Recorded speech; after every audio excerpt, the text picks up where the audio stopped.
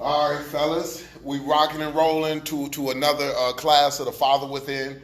Man, exciting times, man. Continuing to peel back the layers to doing what? Establishing a strong, positive relationship. Now, Monty, this is what it's going to be about. Establishing a strong, positive relationship with our children. The reason why we want to establish a strong, positive relationship with our children is because we want to be able to transfer information. What is a strong, positive relationship? It is a relationship without barriers. That means that you have the ability to be able to transfer the information that you got. That means that it's experience that you've been able to obtain during the time that you've been living. So then this is what our whole focus is on the parenting class, is making sure that we are doing everything necessary to establish that strong, positive relationship, because that's how you get true influence, is through a positive relationship. Man, I was talking to brothers before. I say, man, you know what? Listen, man, hey, my kids is Browns fans. Why are they Browns fans? Because of the positive relationship, and I got influence with my children. My son, he just said, Dad, man, I know that man, they got the Browns backer spot, the Browns backer spot and stuff, and it's gonna be rowdy and stuff. But you know I can't go in there, and you know we cannot be apart for the Browns game, man. Like especially now, the playoffs, man. We got to be together for the playoffs, man. I'm telling you. And he's laying the foundation. We had went to go pick up a pizza, and the pizza is also like a bar and grill or whatever, and it's a Browns backer spot. And they told me, they said, man, yeah, we're gonna be having the playoffs, and it's gonna be jumping. And he said, Dad, as soon as the lady left from the car, he said, Dad, you ain't gonna be able to go because you know I can't go in there, and we need to be together for this Sunday because we playing the Chiefs, and we cannot afford to be apart on the Browns game. Like, this is critical. I'm like, absolutely right, man. But that brother's a committed Browns fan. Why? Because of the positive relationship that I have with him, and I got influence with him. So I tell people, if I'm able to influence my son to become a Browns fan when they've been given him and my oldest son nothing since, 99, since they've been back, right? And he's that committed, then surely I can, man, influence him to become a successful adult, right? So then that's what it's saying right there. So, and when you look at the Browns, it's like, man, they haven't done anything up until now. I told people, man, you know, we've been able to experience, you know, the Bernie Kosars, you know, the Jim Browns, Leroy Kelly, whatever. We've been able to experience, man, when they was really doing the thing. They was picked to win the Super Bowl some of them years, right?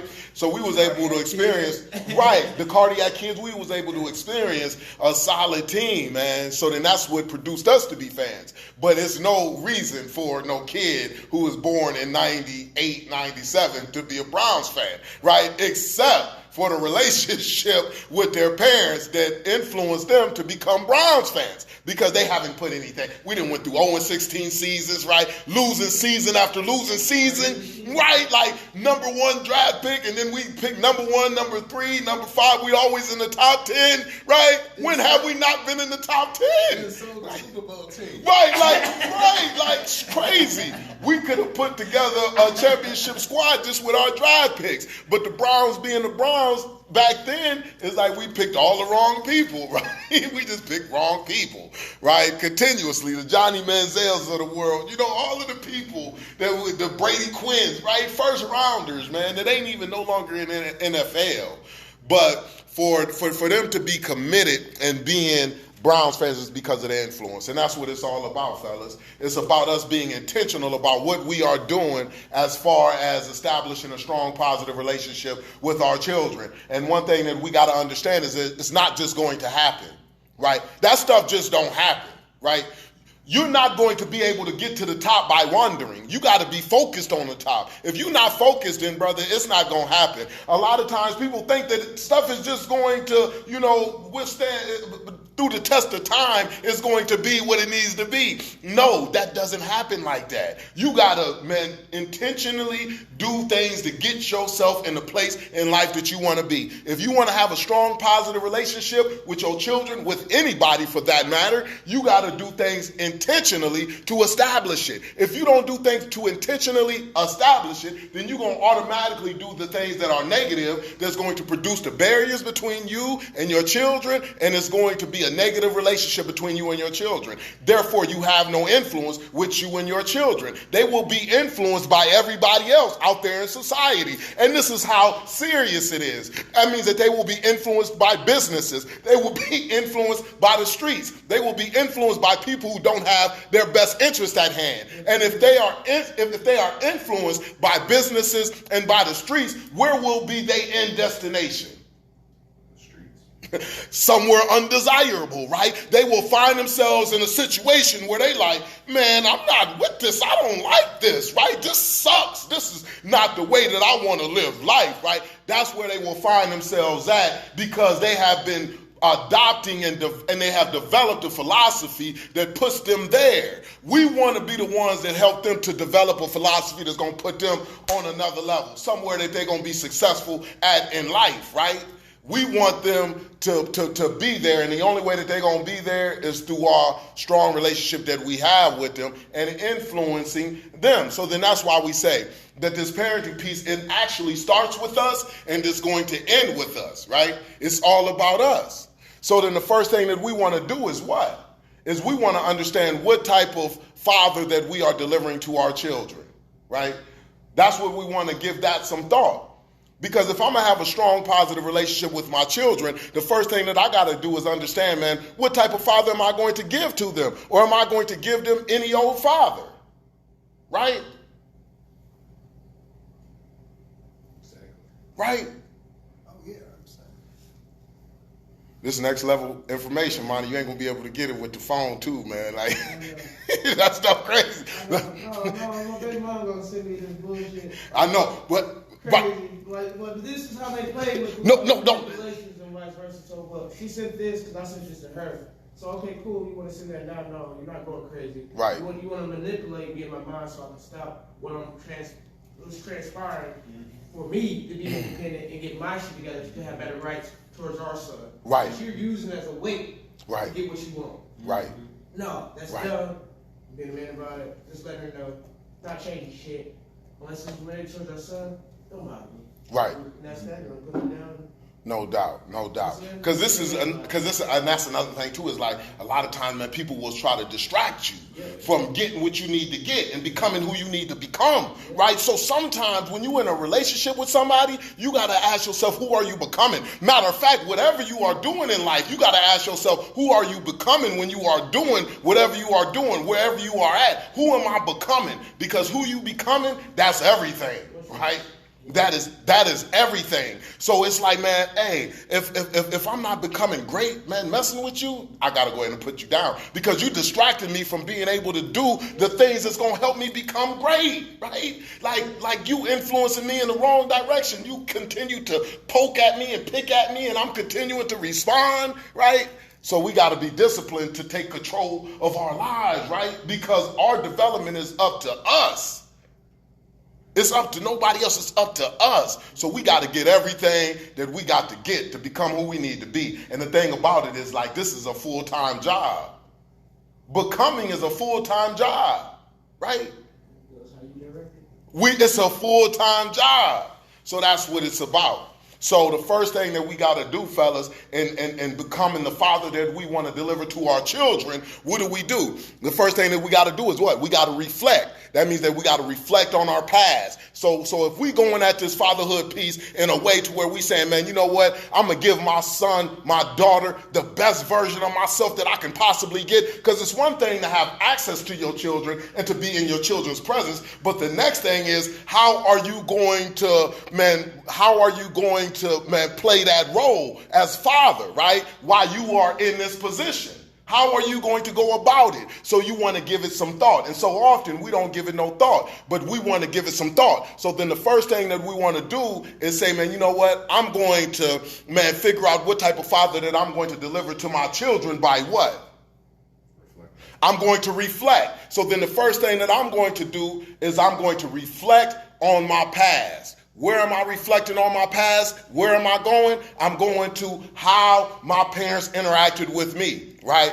What are the positive interactions that I had with my parents when I were younger, when I were a child? That means the positive interactions that produce the positive feelings inside of me. When I go back and I see those positive interactions that produce those positive feelings, what am I going to do? I'm going to duplicate those positive interactions in my parenthood. As being a father, I'm saying I'm going to give my children the same thing that I was given that was right when I was a kid, right? So for an example, my father, he came outside and he played football with me and my friends. I used to love every bit of that. He was the all-time quarterback, and he used to, man, throw the ball to me. So I was like, man, that's good stuff, right? And I said, man, that's good that my father made himself accessible to me and my friends. So with that being said, I said that, man, you know what? Because I felt good about that when I was a kid, guess what I'm going to do with my children now? I'm on the playground being the lava monster for my daughter. She says, be the lava monster and chase me and my friends around, and I'm chasing her and her friends around as the lava monster, right? I'm playing with my son and his friends. They love every bit of it, but guess how my son feel? Guess how my daughter feel? They like, man, my dad, he actually making himself accessible to me and my friends. Man, my dad is just cool. The same way that I felt about my dad, they feel about me as well. So then now when I'm being intentional as far as being a father, I'm saying that I'm giving them something that I already know to work.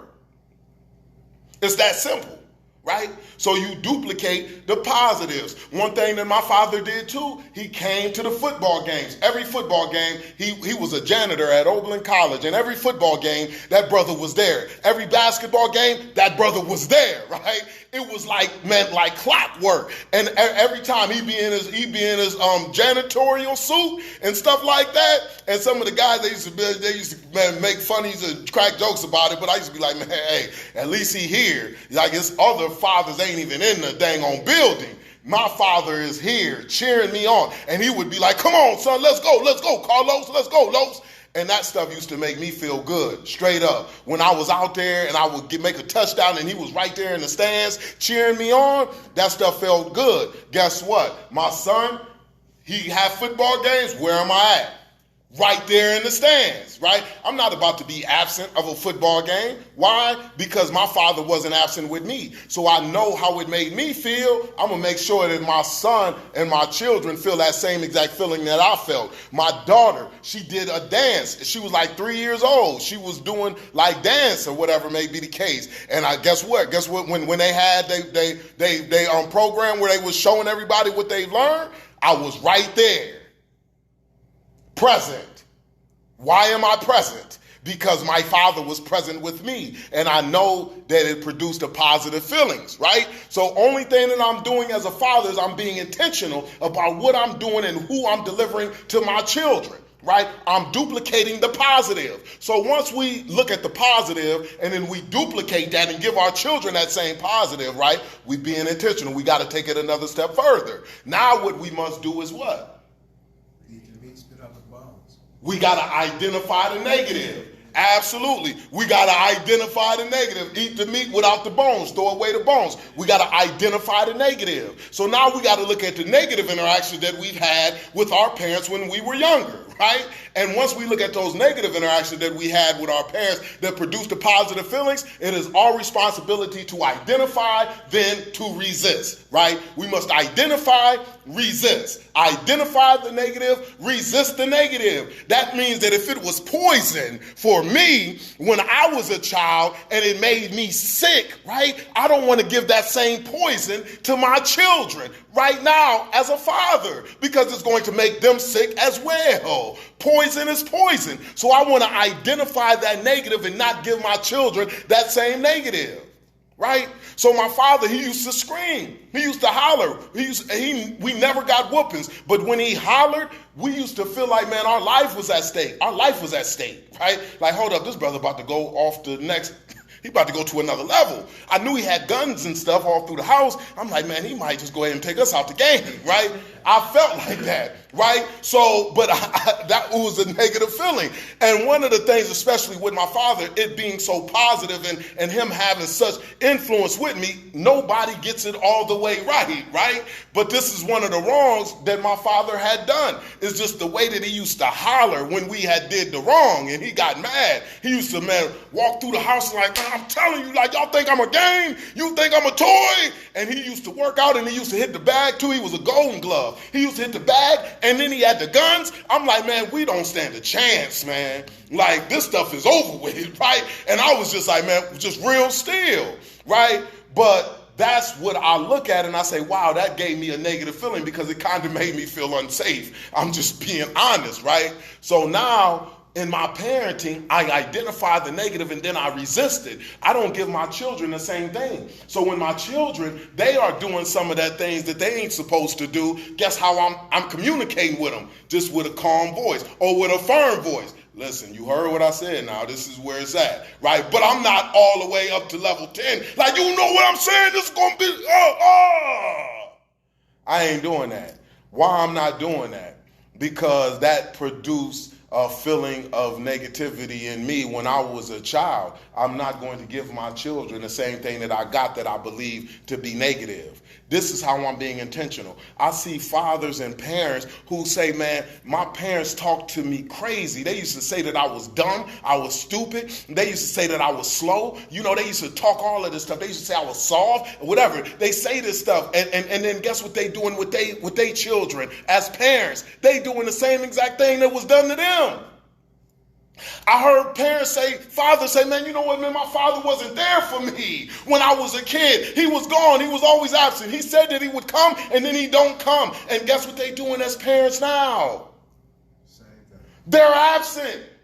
They're not there. 1 second. They're not there. But this is what it's all about. It's saying, man, you know what? Hey, I got to do everything to resist the negative. That means that what was negative for me when I was a kid, guess what? I'm not going to give it to my children as well. So I got to make sure that, hey, if I looked out the window and my father said that he was coming and he wasn't never there, then I got to make sure that when I say I'm coming, I'm there. And men, I'm going to tell you this too. This is one of the things. This is what it's about because it's reasons and results. And guess what don't matter in life? Reasons do not matter. We can come up with all of the reasons in the world, but will it make the situation different?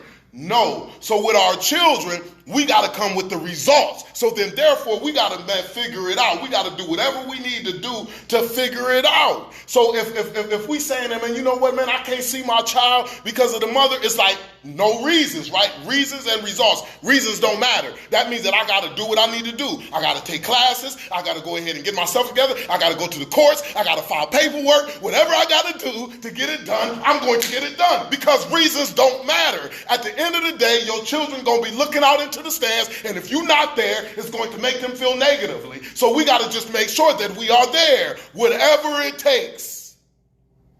When are we going to quit? No, it ain't no quitting. It's whatever it takes. If I got to stop cussing, if I got to go ahead and take classes, and whatever it takes, I'm going to do to get the job done because reasons do not matter.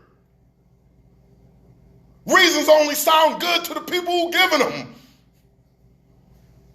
That stuff don't sound good to the children. Because at the end of the day, they like, man, I still can't count on daddy. He can have all of the reasons, a souped up reason all day long. The stuff don't matter. No. I can't tell my son, man, you know what? Hey, man, yeah, man, I did 10 years in prison, man. I can't get this done. I can't come with no reasons. I just got to come with the results. That's the only thing that matters. So we got to make sure that we are delivering to our child somebody that is intentional, right? We got to be focused. The only way that we can deliver to our child somebody that's intentional is if we have that focused energy. We got to have that focused energy. And the way that we get that focused energy is by pondering on these messages, reading content, things like that to help us get there. That's what it's all about. So we identify the negative and we resist the negative. And that's how we start this process in establishing a strong positive relationship with our children. Because now when your children is going to be looking at their father, they saying, man, dad is just not doing any old thing with me when he's in my presence. My dad is intentional about who he is giving to me, and it makes me feel like I am worthy. I am valuable. Why do I feel like I am valuable? Because dad is thinking about what he is doing in his role. He's just not in the role just like doing any old thing. My dad is thought about it, and it shows. This is the first step into establishing a strong positive relationship and establishing that trust between you and your children. I'm thinking about who I'm giving to you. I'm not just giving you any old body because I don't want you to become any old body. I'm not taking no lackluster approach in this fatherhood piece. You are too valuable to me for me to take a lackluster approach in this fatherhood piece. They know. You can feel that. See, that's what I was going to personally, with mine is like, you know how you say, use a different analogy, somebody smoking dope in your family. We all had that. Right. It's somebody you love and care for. No doubt. You know, we all had this. When they stopped, you ain't got to tell me, I just know for what you're doing. Right. You ain't got to come and tell me I done quit. I can see, I can You feel it. understand what I'm saying? I can feel it. They know. Right. And so that with certain issues with the kids, where like I say, me going to grab that bag because it was always there. No for me doubt. To hustle. When they see me, when I mean for real, they know. You know, it's like this, and I'm like, they be like, and they always did expect, and they talk about certain things. I'm like, nah, that ain't me no more. I don't even interested. Right. I don't even talk about that no more. You know, matter of fact, let's not even talk about that. Right, no doubt. Because I don't want to be remembered to be the coolest dope boy no more. Right. I want to be remembered to be the coolest dad and Right. somebody positive. Right. Because I was not go back to history again, right? That's it. Malcolm, Maker, I ain't got to keep going. That's what I'm saying. That's what I want to leave a legacy like that. No doubt. You know No what I'm doubt. saying? So, and then people see it. I always planted the seeds, right? Right. Because when I was a kid, there was a mosque across the street. Black Panthers was next door. Right. So I learned a lot of stuff as a kid, and, you know, seeing the path or which way you're going to take. I mean, as far as consciousness. But I've always did things, and now it's like when people see you do it, they might, when I come around, they be like, they don't smoke no more. I ain't No gotta doubt. tell them that, No doubt. because I'm They can smoking, tell. They can. because I'm- Right. You know I what can I'm saying? feel it's I something ain't gotta different. say Right. nothing. No They doubt. say it for me. Absolutely. And they rooting for me. We want to keep doing what you Right. doing, huh? Right, You know right, what I'm right. saying? So it do mean That's something, dope. man. I No just doubt. want to say that because it do mean something. Right. And all of that This stuff is brother- inside work. Because when you go, you just gotta, once you gotta stick to it. You can't give up. That's it. That's it. You stick to it. You stick to it. You can't let Right. them distract It also you. You stick to it. It also shows the role model effect of what you have on your family as well too. Oh yeah. Absolutely. It's one of the You may nephews think right people are here. looking up to you, but they are. Right. Yeah, because they could look up to me in a different way. Like they want to be that bag. Like that. I could come in like Uncle Dave, what's up? Or I could be like Uncle Dave. Exactly. Right. Different Right. hands. Absolutely. And you giving them some real stuff. Right. You giving them some real stuff. You not giving them some stuff to where after it all shakes out, they like, what the heck am I? What the heck do I got? Right? Because that's how I felt when I was 19 years old having to go serve that 10 years in prison. I say, man, what the heck do I got? What the heck did this block give me? This hood gave me this philosophy that gave me this? And you know when you say that, I was like, whoa. what they told me, man, they said like this. Is this crazy? The thought of it though. Dude was like, when it came down to when they first hit me, it's like, man, you got 39 years coming. I'm like, what, 39 years? Now I'm in the county, right? They won't let me get to the library books. You know how Mansfield do that. Right. They didn't let me get no conversation. They illegally got me in there. I done paid my bond, and there was some fake failure to appear shit. So I can't get out and cashed out. I can't even move, you know. Right. Hands tied. Wow. It was like 39 years. And I was like, after a couple of weeks and what, I was like, well, shit. I'll be in shape though. No doubt. No doubt. I'll be done with the school and I'll be in shape though. That's the difference. That's the I difference. gave up. I didn't give up, but at the same time, think about what I said. Nah. But in the end, I didn't get that time. I didn't get 6. But I'm Right. saying whatever, because they overreached with our beats and cases while I was in there. You know what I'm saying? Right. But it was like, still though, that was just traumatizing. No doubt, absolutely. But we're going to build on that because that's a beautiful place. Regardless, it's a beautiful place to be. When you said that, I'm going to be in shape, though. And we're going to build on that in the next chapter. Right, look, listen to this. And listen to this. So now we determining what type of father that we're going to deliver to our children. That's so important, right? We look at the positive and we duplicate the positive, give our children the positive interaction that we had. And then we identify the negative. We resist the negative. Don't give our children the same negative things that we was given when we was children. Right? And then after that, what do, fellas? Don't we look outside of ourselves? We look at other fathers in the community and see the things that they are doing and say, you know what? I want to apply that to my parenting too. I like the way that looks, the way that they are interacting with their children. I want to do that same exact thing. Oh, I see that father, he's a football coach for his son's team. Man, I want to go ahead and be a football coach for my son's team too. I like the way that father is stepping up to the plate. I want to do that too. And then we might say, man, you know what? I'm going to look at TV, movies, or television shows, fathers that I see on the big screen. I like the way that they are interacting with their children. I want to do the same exact thing as well as a father, right? So when I look at that, I say, man, you know what? I like Boys in the Hood. I like Furious Styles. I like the way that he interacted with Trey, right? He gave him all of that knowledge, information. He was always breaking things down because it's not about what we put in our children's hands.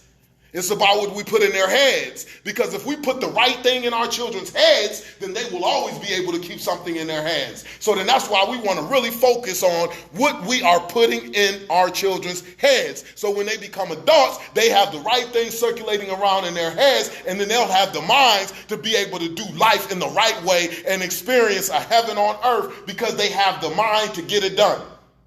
So then that's why we want to be focused on putting the right thing in their heads. So when I was looking at Furious Styles on Boys in the Hood, I said, man, I want to be an informational dad like that. I want to be the dad where I'm breaking things down and I'm giving my children all of this information that they need to have so then they'll be able to identify things and spot things and say, you know what, I know what that is already. I know what that is already. Like, you ain't about to get me with that. Oh, no trick, no good. You ain't about to get me to pick up that pack. Neither slavery nor involuntary servitude, except for as punishment for a crime where the party shall have been duly convicted, shall exist in the United States or any other place subject to their jurisdiction. The only way that you can be a slave in the United States of America is if you get convicted of a crime and it serves as punishment. My dad taught me the 13th Amendment. That means that's the Constitution of the land. When they abolished slavery in 1865, they said, hold up, you can still be a slave in the United States of America if you get convicted of a crime and it serves as punishment.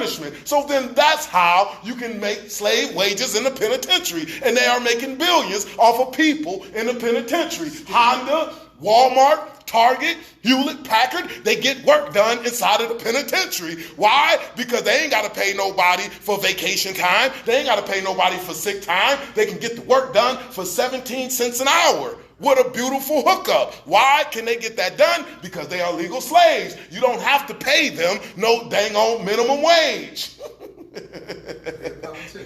This is crazy, right? But my children, my son, I kid you not, he was at school and they was talking about, they abolished slavery, it's no more slavery. And my son said, hold up, teacher. My dad said that they didn't, and I read the Constitution and it says except for as punishment for a crime. So anytime that it's an except, that means that it still exists. So slavery is still happening. You just have to get convicted of a crime for you to be a legal slave. My father taught me that. He literally, and the teacher was like, slavery is gone. And he said, no, it's not. Look at the Constitution. Fine print. Fine print. It says except. But the stuff is everywhere. It's on my shirts, right? It's in my books. It's everywhere. It's everywhere. My son knows about it because I've learned the information. The way that I can be a teacher is because I'm always looking to play the role of a student. I can play the role of a student and then I transform and morph into the role of the teacher. But the only way that I can teach is if I learn. So then that's what I did, is I learned so I can be able to teach. Why did I do that? Because of Furious Styles, one of the persons of why I did that in Boys in the Hood. I said, I want to get a lot of information. So I read books, conversations. I got into them. real conversations. I was gonna say my daughter had the same type of similar to her class, and they were talking about the Declaration. So she had enough sanity to say, "Hold up, teacher. My dad said that as far as that I'm trying to think exactly how she said that the Declaration wasn't written for black people of independence because she was saying it was like 56 of them. She didn't know exactly, but it's 56 to sign it. 41 of them who signed it had slaves. So how could the Declaration of Independence pertain to us as black people?" This is what she asked the teacher. So that was the debate they were going to have. Wow. Started. I ain't heard the rest of it yet. I couldn't wait to hear what she had to say. And I said, that's how you got to say it in a respectful way. But because they still teaching a lie, a half truth in school. No doubt. This is your job. To Right. tell them she's saying it in a way and teaching her class and teaching her teacher. Schools was only designed for workers to have their kids go somewhere. Right. It's a training. See, school is a training. It's not education. That's the difference. And manipulate them into their religion, what they feel is Right, right. their opinion, not freedom. It's a training. Yeah. School is more at training. It is on you as fathers to educate your children. Right. We the first teachers. Not that when they say your teacher. We are the We are the educators. first teachers. Absolutely right. Absolutely We are right. the first teachers.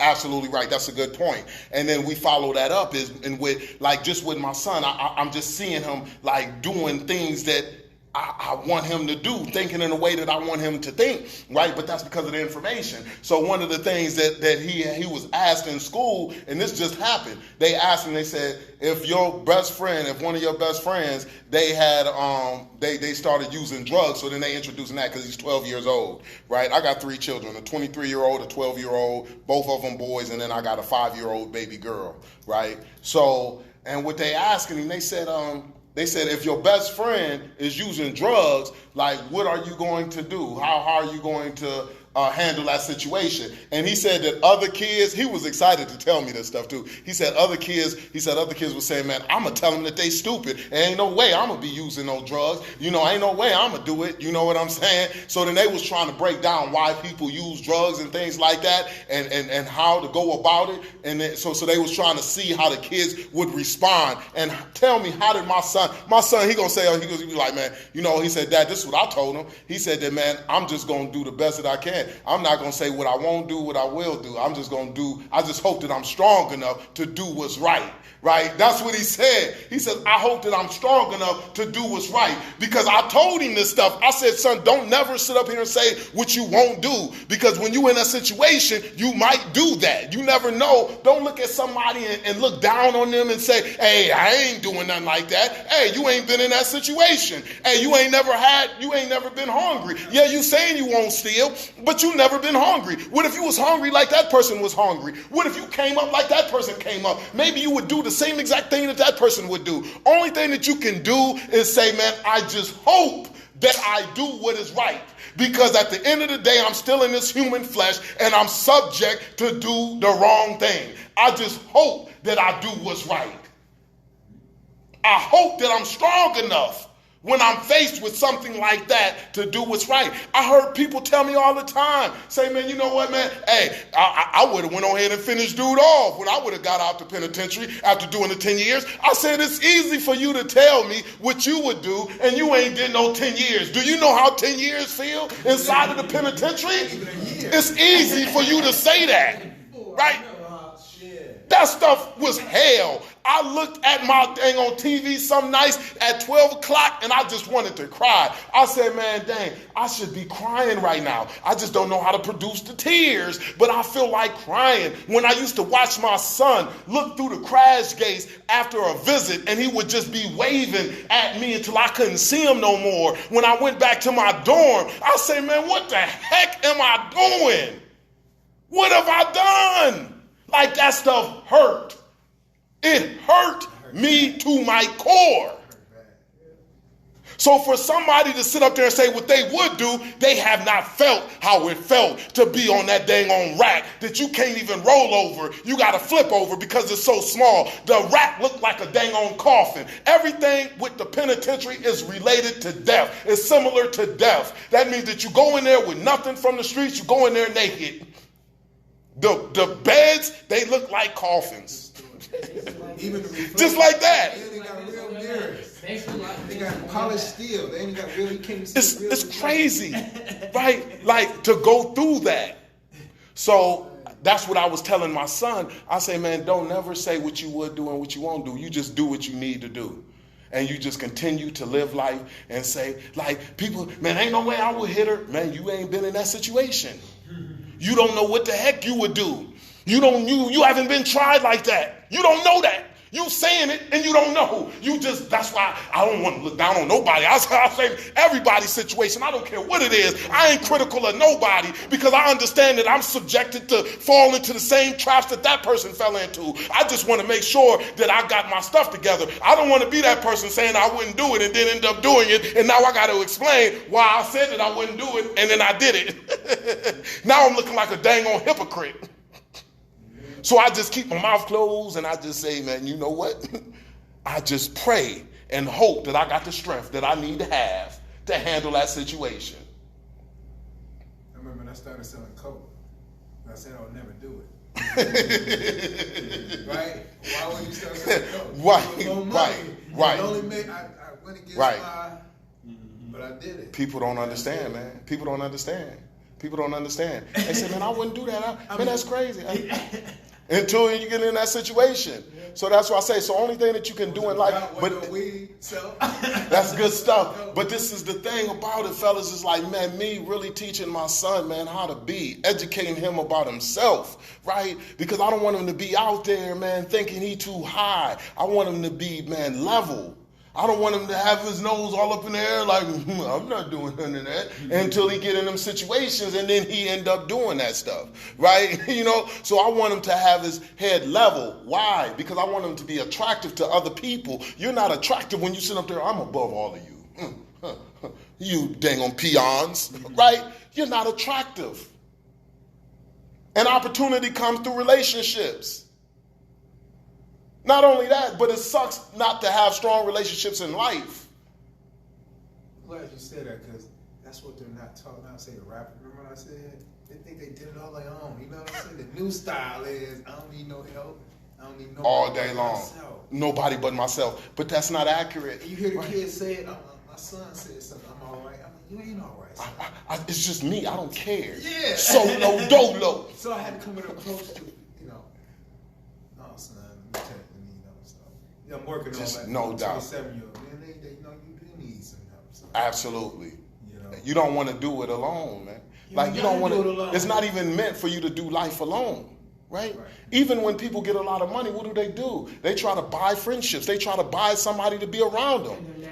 And they're never happy because the people who are around them, they only around them for the money. They laughing when they want them to laugh. They doing everything that they want them to do. But then when they don't have no money and that person who's giving them the money, they know that the person ain't really there for them. They there for what they got, not for who they are. They jump ship. Right? So that's the indicator, right? We are not supposed to do life alone. But so often we told, like, man, you know what? Hey, forget everybody. It's just about me. Forget y'all. Forget everybody. Like that's slick. Until you in that situation and you can't really call on nobody. You ain't really around nobody, right? Everybody that you around is weak relationships. Like strong relationships are paradise, weak relationships are hell. That means that when you are in a strong relationship with somebody, whether it's your brother, whether it's your spouse, whatever, like that stuff is paradise because you are around that person and you like, man, I feel energized being around this individual. You feel happy. Right. Just positive vibes. Just like I just got a job at American Standard. Like I'm a person that's a friend. Like ever since we met, that she just positive, just motivating. Just like you can do it. Just everything that I actually done. You just been switching it up. Stay focused on getting your son. You're doing the right thing. Right. Keep doing it. Right. what she's trying to do is pull you back. Nope, don't do that. That's good. Stay focused on how you're doing this. You need to be Get around. your life together. Absolutely. That's what she's trying to change towards me, my ex. Get my life changed towards her. Right. Done that. That's good stuff. Down me, getting my shit together.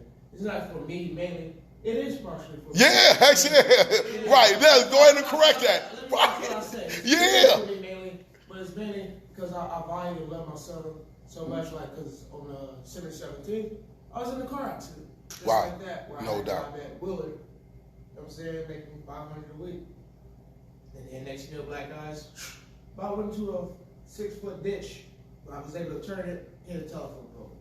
Telephone pole didn't Wow. break, but it was bent right over our truck. Wow. You know what I'm saying? And then after that, ever since that, I've just been trying to spend more time with my son. And just be there so he knows, like, he knows who his father is. Because I was the first one to hold him. He's a year old. He's just turned 1 right after Christmas. But, like, he knows my presence, but I want him to feel it more. I want to be there more. I want to be able to wake up, be there around him. I want to be able to have my time with him. Because he knows me from, I try to spend as much time as I can with him. Absolutely. She tries to be in control when she wants it, how she Right. wants it, and vice versa. And that's not what's best for our son, because he knows who dad is. But then No you doubt. bring all these other guys over here, this, that, and third. December 17th. And you want me to change my appearance to look like them? Right. No, I'm not causing no confusion between our son. He's going to know who dad is like he does. Based on how I look, and that's not changing. No doubt. Absolutely. That's all we get, brother. Huh? That's what we hear. Yeah, that's Absolutely. Yeah. That's it, man. That's it. That's how we get it done, man. That's it. That's good stuff, brother. That's good stuff, man. That's good stuff. You know what you said something earlier? That's good. Focus, you know, our friend that supported me, she still said, like, just keep doing you. Like, I'm not going to change you. And that's cool. I'm not going to change. I'm going to stay focused. That's what I'm going to stay focused, try to get shit together to have better, more time for my son, spend more time. with you. Absolutely, man. That's- Strong relationship. Absolutely right, Like, man. 'cause for my life, I was in foster care from 8 all the way to 21. My father wasn't there. My mom loved me, but she said she loves me no matter what. Cool, I love her too. She gave me life. I can't stop that love. I will No never doubt. Stop that love. And I will help her still, but depending on what it is. You know what I'm saying? But like, it is what it is. That's my mom. She's here. I'm here. This is my life. Right. And as she did with me, I'm not doing it for my son. There you go. And that's the identifying the negative and resisting. Yeah, and that's what I addressed with her when I talked to her like 3 weeks ago. Like, she like trying to get on me about leave it alone. This and I was like, no, like, you don't understand. And I was like, you didn't. I understand. Like, you love me, but you didn't fight for your kids. Like, I'm going to fight for my son. Right, And no I will doubt. I will fight my own damn mom. That's how much I love. No my son. doubt. Until there's no more breath in your body. That's how we gotta move, brother. That's how we gotta move. Until there's no more breath in my body, right? That's the only way that you gonna get me to go away. Will Smith, he said, man, you can take 2 people, you can put 2 people, you can put me and another person on the treadmill, and we can both be on the treadmill. He says, this 2 things is gonna happen. He says, either you are going to get off the treadmill first, or I'm going to die on the treadmill.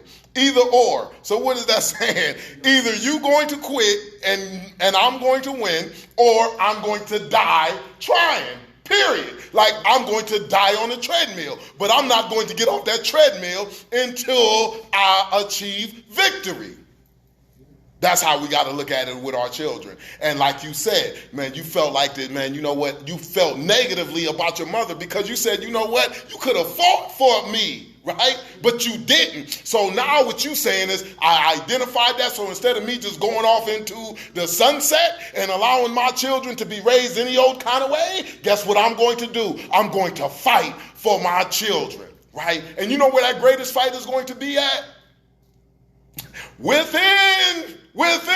The greatest fight is within. If there is no enemy within, the enemy outside can do you no harm. You know who the enemy within is? The enemy within is somebody telling you, that voice telling you, man, it's too much, man. Just go ahead and let her go ahead and raise that child. That enemy within is telling you, like, man, you know what? Hey, you done too much wrong. Hey, ain't nobody gonna go ahead and accept you. That's the enemy within. You gotta overcome that enemy within to continue to progress and say, you know what? I am valuable. My children need me. I am a father. I don't care about the wrong that I did. It's about the right that I'm doing, right? This is what it's about. Yeah, I made some bad decisions, but now I'm built and geared to make good decisions. That was in the past. This is right now. I'm going to be a different person. That's the enemy that you got to overcome. But so often the enemy will tell you, just go ahead and lay in the bed. The enemy will tell you it's too much stuff going on outside of you for you to be able to function. But you got to overcome that enemy and say, you know what, I don't care what it looks like. I don't care it being chaos. I'm going to still continue to move in the middle of chaos. No enemy within, the enemy outside can do you no harm. Tone. Everything you said, I agree with, but I think sometimes we get into our passion and forget we always got to strategize.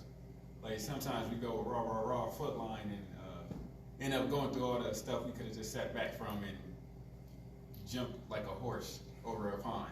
So I think I agree with everything you're saying. I think sometimes, yeah, we really do need to think. And you know, and one of the things, Tone, is this too. You know, one thing that, you know, the greatest enemy is our ego. Yeah. Our ego. Yeah. You know, you ain't gonna play me like that. You ain't gonna do that, and we go to war, right? And we forget about the mission at hand. And now the mission turns into, you ain't gonna play me like that. You looking at me a certain type of way, you know, that turns into the mission. So sometimes it is called for us to say, you know what, you giving me hate, I'm gonna give you love. Right in the middle of you giving me hate, right? And that's the difficult thing to do. They'll recognize it, won't they? Right. That's they ain't got no way, man. I'm trying to be hateful. Right. And you coming back to me with love? And if they can't, I'm trying to fight. Right. And you come, I got my fist balled and you like this? Right. My baby mom, every time we talk, like today she called me today, called me and said she wanted to talk about our son. But yeah, want to talk about me trying to take off the identity theft. Basically trying to convince me to her way of what she wants. In her mindset. Just take off the identity theft. You don't need to do that and this, that, and the third, and not care about our son. Okay, if you care about our son, then why do you do this? You know what I'm saying? If it's about our son, and if you wanted to talk about our son, why did that be the first thing we discussed as opposed to coming at how you came? Right. And like every time she tries to manipulate or get in my head negatively, or like try to talk down on me or say do this and that. No, I'm like now I've gotten to the mindset where I don't tolerate. If you're not talking about that, I've been hanging up. And like she don't realize every conversation we've been having is recorded. I just got to figure out how to get it off, but I'm gonna get that. That's a good thing. You know what I'm saying? But it's like every time and I've only raised my voice on the phone where she's basically ignored important things towards our kid. You know what I'm saying? And she had a son before me that's 12 years old, but I still, even though I was with her for about 4 years, I still supported that kid. You know what I'm saying? I went to every game. His own father left, went to another state, but I still supported her son. Right. Because I know what it's like. Absolutely. I've had a life of such where your father's not there. You know what I'm saying? I'm just trying to help him and guide him as a man. Right. Just support him as a good role model, but every time that becomes a problem because he's so spoiled and mom, and gets everything he wants from his mom or his grandparents. And I'm just trying to show him, you know what I'm saying? Yeah, you can have it that way, but then eventually once you get older and you're grown, once we're all gone, who are you going to go to then? Because then it's going to be on you. No doubt. You know what I'm saying? No That's doubt. what I'm trying to get him mentally there. Yeah. Absolutely. And he's about your size. He's 12 years old, about your size. Wow. You know what I'm saying? Big. You know what I'm saying? No doubt. And she like now she trying to threaten me You gotta tell about the double. by saying, Oh, saying yeah. how he's big and just like that. And I'm like, I don't care. I was like, I'm not going to live with you. You know what I'm saying? That's dumb. We tried that. Didn't work. You know what I'm saying? But you can't threaten me with your son. You know what I'm saying? It's like, Right. I don't care. He can be as big as you want. I want him to be as big as you want. And just pursue his dream. Right. I encourage him. I just support him. It's like, you know, every time I flip it towards the negative way, it's like, it's pointless. No doubt. And like I said, again, it's all about the way that she's been developed, right? So she's only doing what she can do because of the way that she's been developed in her environment, right? And so now it's like it shifts us because this gives us the ability to be able to interact with people in a more positive way and not be so negative towards them because now we can have an understanding. That's why this dang on parenting piece is so important because it helps us to understand what goes in to developing an individual. We come into this world, what? as a blank board. Everything that we do and how we are is based on the experiences that we've had in life, who we come in contact with to help us develop the philosophies that we have developed. So what she is doing and the way that she operates is what? She's been developed like that. She looks at the negative. Why? Because that's all that was ever looked at with her when she was a child, probably. You know what I'm saying? So now she is geared to just look at what's wrong in the situation and not what's right in the situation, right? So after we determine what type of father that we want to deliver to our children, now we got to determine what type of adult that we want our children to become. So now the first thing was what? Us understanding what was the goals that we had as a father. What type of father that I want to give to my children. Now the next page that we peeling back to show our children that we serious about them, right? We say, not only do I look at what type of father that I'm going to deliver to you, now I'm about to go into what type of adult that I want you to develop into while I'm interacting with you as you are a child, right? So that's what it's about. It's about having some goals for your children. So often, guess what? We just do this parenting piece without no goals. If we go back to our childhood and we say, man, what was the goals of my parents with me when I was younger? We can't even think of them, right? And if it's no goals set for you, then what are you going to accomplish? Anything, right? That means somebody else going to have goals for you. I got a goal for this person to be over here. Right? No, I want my children to be in a particular place. That is my responsibility as being their leader. As when you become a father, you have been anointed with leadership like that. You are the leader when you have the responsibility of fatherhood. You have been anointed with leadership. So you must lead. But how can you lead if you don't know where you're going? How can you lead if you don't know where you're taking your children to? So your children should know that you have thought about where you are taking them to. So then that's why it is good to set goals for your children. So what we discussed last week is that when we think about goals, we don't think about we don't set the goals on our children based on what type of profession that we want them to be, but we base it on what type of character that we want them to be. So often when people set goals, they say, man, I want my children to, run the family business, right? I want my son to go ahead and be the next football player or running back because I blew out my knee and I want him to be the running back that I never was, right? That's not the proper way to set goals, because what I'm doing is I'm actually trying to live through my child instead of allowing my child to live his life, right? Or her life. So when my goals are set, I shouldn't be so selfish about my goals, right? I don't want them to have things that I wanted, right? I want them to have things that they want. Because if I wanted to be a football player, but what's inside of them is really to be a veterinarian, then when they do become that football player and accomplish the goal that I wanted for them, guess what? I'm going to be excited that they're a football player, but when they playing football, they ain't really too excited. And that's why you probably see people who make it into the professional sports, NFL, and they squander their careers because that's not really what's inside of them to do, right? That's why they don't really care about it. And we'll look at a Josh Gordon and say, man, how the heck you can't stay on the field? That brother don't care about that stuff like that. If he cared about it, he wouldn't let it go. So what he probably was really meant to do is something totally different than playing football.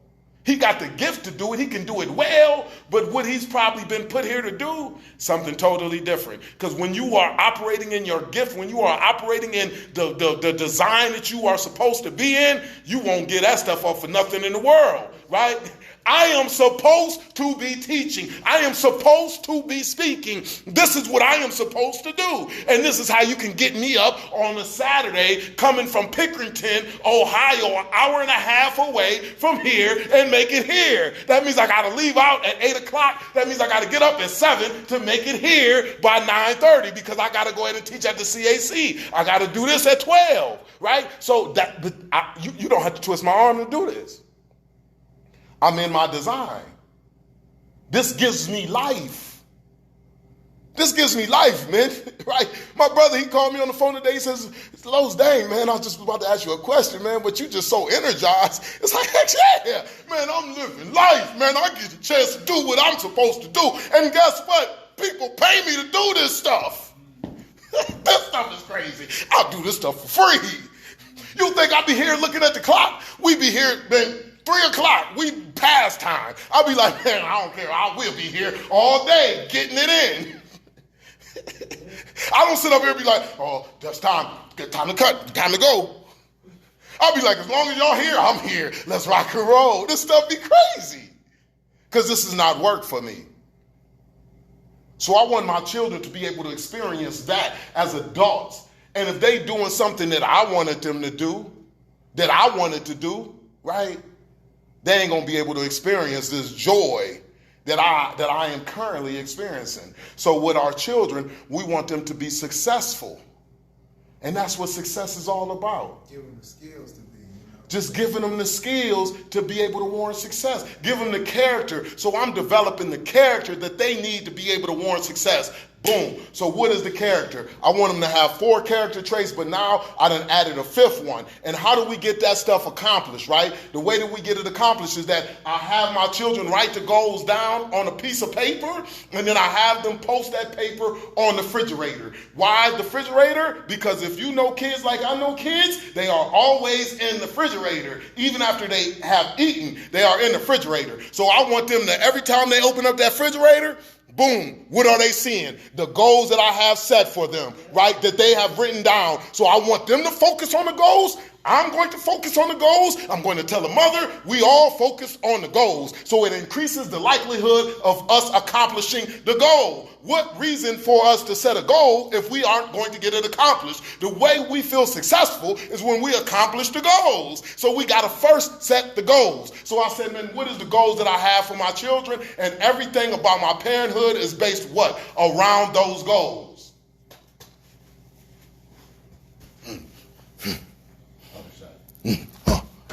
Don't I sound like a dang caveman? I'm like, You say you got another one for us? yeah, I do. I got another one. I just came up with the other one, man. Need another piece of paper. And my son right now, he is rewriting his goals and putting them on another piece of paper so he can put it on the refrigerator.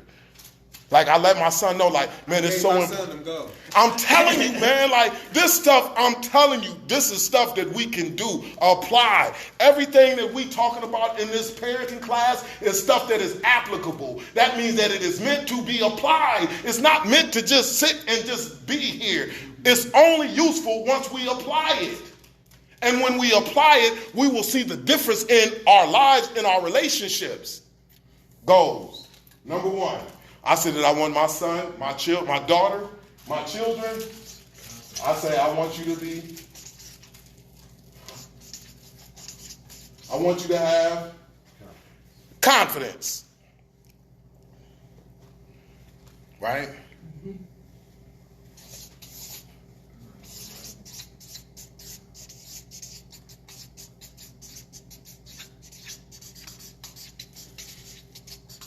I want you to be a good decision maker. That means I want you to count your costs. I don't want you to just be making any old type of decision. Counting your costs and saying that, you know what? Hey, I'm not about to sit down in front of that table and eat that meal because I'm not willing to pay the price for the meal. I'm going to sit in front of a meal that I'm okay with paying the price of. So often we sit down at tables that we ain't really wanting to pay the price of that meal. Count your costs, children. A good decision maker is a person who counts the costs. Understand what the consequences are, because that's what you live with. You don't live with the decision, you live with the consequence, right? The decision is made like this, but what you got to live with is the consequence. That's the consequence, right? That's the consequence. So I want my children to be disciplined enough to make sure that they make good decisions. Look at devote most of your energy into understanding what the consequence is of what that decision that you are about to make. Don't focus on the decision, focus on the consequence, and allow that consequence to dictate the decision. No, that's too much. No, I'm a pass on that, sir. I'm not getting in that car. Right. You looking at the consequence, right? What you got in that bag? What you got in that bag? What you doing? Like, no, I'm gonna have to go ahead and separate from you. Oh, like you. This is another one, like, right? Oh, Dang, every time I see you, you talking about what's wrong with life and everything else, man, and you just so negative. Oh, nope, I pass on being around you because I need the energy to be able to go at life in the real way. And if I'm around you, you will drain my energy. You will drain my energy. Straight up. If you come around somebody, man, woe is me and this life sucks all the time, guess what you're going to start saying? Man, life do kind of suck. So I want my children to count the cause. Man, devote all of the energy into the consequence.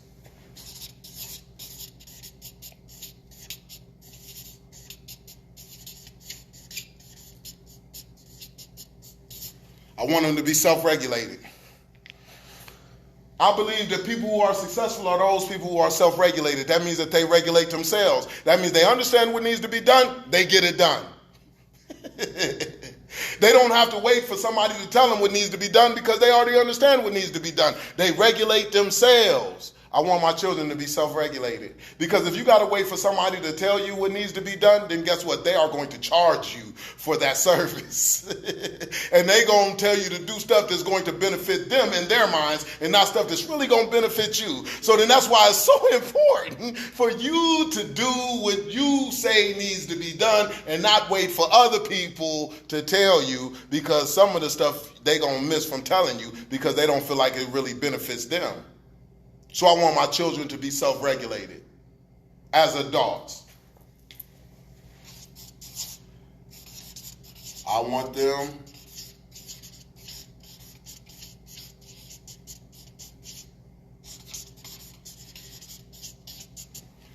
to be individuals that bring value back to the table. Why is that?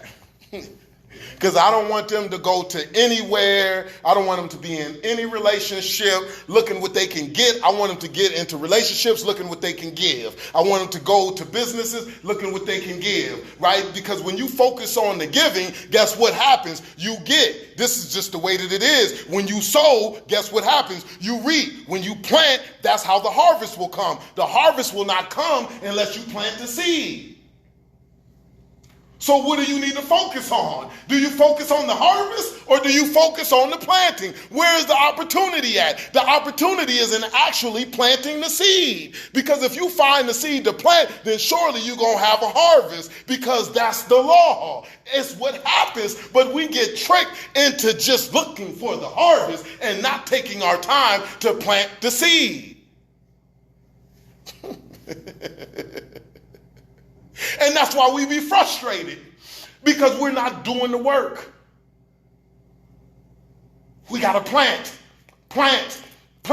The more that you plant, the more likely that you will see the harvest.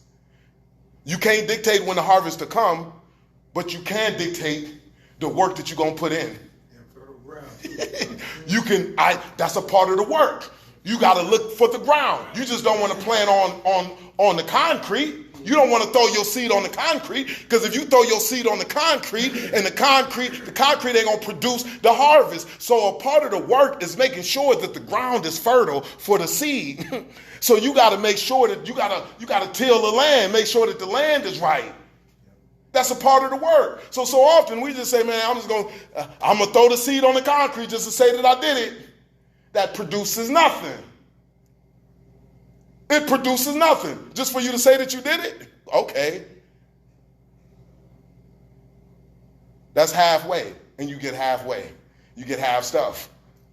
You do half stuff, you get half stuff. That's just what it is, right? So I want my children to be individuals that bring value back to the table. That'll make them attractive adults. One thing that I understand as an attractive adult, that means that they will have what? Strong relationships. What comes through strong relationships, fellas?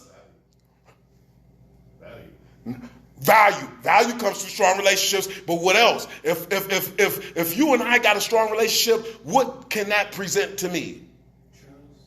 Trust. Positive mind.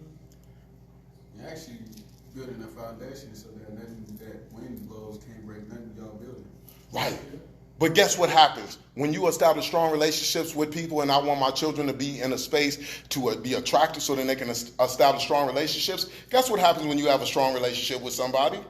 Opportunity. Opportunity comes through relationships, right? Straight up. That stuff is no joke. Network. Opportunity comes through relationships. How do I have the opportunity to be able to do this, man, as my full time? Because of the relationships that I've established. People look at the access that I have inside of all of the institutions in Ohio, and they say, how he got all of that access inside of the institutions in Ohio? This brother got attempted murder, possession of drugs, drug trafficking, possession of firearms on his background, right? He did 10 years in prison. How can he go up inside of the prisons without no CO or nothing, and he get a man down button, and they give him a man down button, and he is the person who is guarding the people now? I've established a strong positive relationships with the people who are at the top, and they say, man, we trust you with the population. And now when I get with the population, why am I so effective? The reason why I'm so effective is because I got a strong positive relationship with the population. They identify themselves in me. I just say, man, I put in the work to get to where I'm at, and I'm showing them how to get there. Point A to point B to point C. So now my mission is to turn the penitentiary on its head and stand the community on its feet. How am I going to get that done? By giving you the information that you need to have so you can be a better father, you can be a better man, and then therefore we ain't going to have the same philosophies that's going to get us incarcerated. Strong relationships. Y'all brothers at the end of this class, y'all all going to get my books. This stuff is crazy, right? I wrote 3 books. Y'all gonna get 2 of them. Prison Without Bars, It Starts Within, and also The Walking Logo, right? How you gonna get the books? Guess what? The director of Ohio Commission on Fatherhood, they pay for the books. For everybody who graduates the Father Within class. I can't make this stuff up. It's the relationships, brothers. You know what? We was talking to some guy last night too about what you talking about, relationship with fathers. My brothers and a couple other dudes in the early 90s, they started the Crips in Mansfield, right? Here we go. How did 20th Street Crips come from California? What? Coming up from Mansfield, right? So, Grape Street, you hear me? Yeah. So, well, anyway, now here you go with that facade. We looked at back then, Crip blood. Didn't mean nothing to us until we watched what was the colors. Right, okay, yeah. Which destroyed a whole bunch of the black community. No doubt, no doubt. Right. Distorted them. But anyway, now you got these dudes, what you say, relationships. How can so many of these certain dudes who I know, and even vice versa, Bloods that I know in Columbus, they sons grow up to be Crips. The Crip sons grow up to be Bloods. Right. I'm not saying either way, gangism is messed up. Right, no doubt. But I'm talking about the flaw in the relationship with the father and the son. I'm going against what you. I'm going against you. With the opposition. Because there's no influence, right? I feel negatively about you, so I'm gonna go against what you like. Right. Like whatever it is that you like, I'm taking the other end. Because you got it, I'm gonna take the other end. Now what happens? Oh, that's a good point, Dave. That's a good point. So what happens if I got some real stuff that's gonna get you to the next level, but you won't take it and you're gonna do the opposite of me because you don't like who I am? See, that's why layers of that what I'm talking about. So is that open up some doors? That means I'm going to fail in life because I'm trying to do what you do. Like you telling me that this is the right thing to do and it can be the right thing to do, it can take me to another level. But because it's coming out of your lips and I don't like the way that you make me feel because we got a negative relationship, I have resentment towards you, right? I'm going to go against what you got to give me. You can't give me nothing because you ain't established a relationship to be able to give it to me. You haven't spent the time on establishing a strong relationship to be able to give me what matters the most. So the work is in the relationship, so you have the opportunity. Opportunity comes through relationships. So you have the opportunity to give your children that which they need. Because you ain't going to have the opportunity to give it to them just because you had them. You got to put in the work. You got to put in the work. And how can you put in the work if you're not coming with a focused energy? If you're not saying, man, this is how I'm coming as fatherhood. This is my goals that I have for my children. How can you put in the work if you don't have the information to put in the work with? You haven't had the conversations. You haven't talked about it. You got to focus on this stuff. You got to focus on becoming a great father. If you don't focus on becoming a great father, it's not just going to happen just because you want it, just not even because you need it. The only way that it's going to happen is if you put in the work. You cannot look at the ground and say, ground, produce me some crops. The ground will look at you and smile. The only way that the ground will produce crops is if you plant the seed. And if you ate those things, then how are you going to give them to your kids? You can't give it to them if you haven't become these things. If you don't have these things, how can you give them what you don't have? That's why when I was 19, I said, man, there's no way that I can continue with this way of life, this philosophy, because I don't like my results. And if I don't change my philosophy, then my child will likely take on this philosophy that has given me undesirable results. So what is my responsibility? Is to become who I want to develop. I can't develop something that I'm not. You can't develop a positive person if you're a negative person.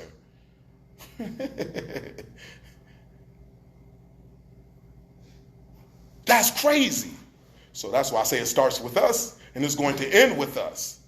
So when we coming at this thing with this type of intentionality, is intentionality a word? It is. That's one now. Okay, ain't no doubt. We're going to put that probably in the Scrabble dictionary. Right? When we coming with this type of intentionality, right? Like that's how we get it done. Straight up. That's how we get it done. But we focused on the goals. So everything about our children is going to be based on these goals. Everything that we're going to be doing from here on out is going to be based on these goals. And we will not compromise these goals for nothing. Right? The fifth goal that I have for my children, now,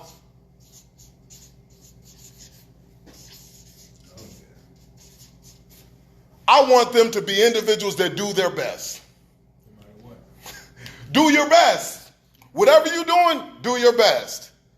All you can do is all you can do. At the end of the day, all you can do is enough. But I just want to make sure that you're doing all that you can do. If you do your best with whatever you're doing, then that's what I know is going to turn you into a successful individual.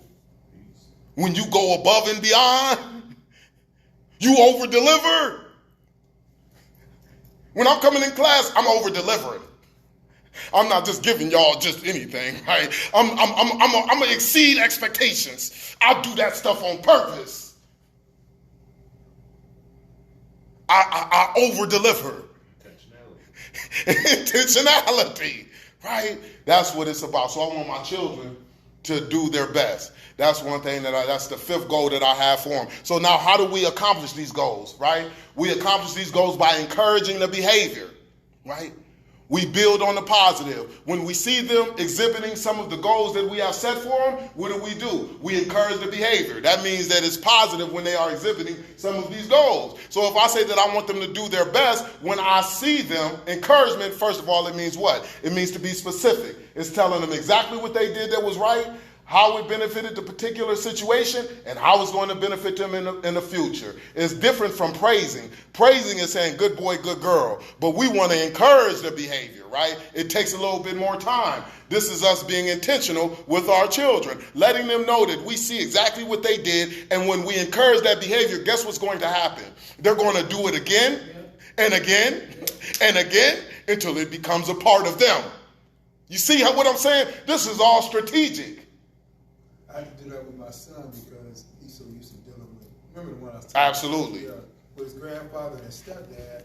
I said, listen, I'm not just your stepdad or your grandfather. I'm coming at you like. No doubt. Right here, I understand. We all make mistakes, like you said. Absolutely. I'm not sit up and tell you not to do all this. You know. Right. You're a teenager. Stuff. You know, things are out there for you, challenges for you, and you're gonna make mistakes. Don't lie to me though. Right. If you smoked, if you did this, if you drank, tell me the truth. If you go get, you know what, put a rubber on, I'm gonna try to guide you through these things. So Absolutely. We can have a positive relationship. Absolutely. So I can help you make the right choices. And if you only tell me half the truth, like a lawyer in the office, how can I give you my best advice or be the best lawyer for you if you don't tell me the whole truth? Right.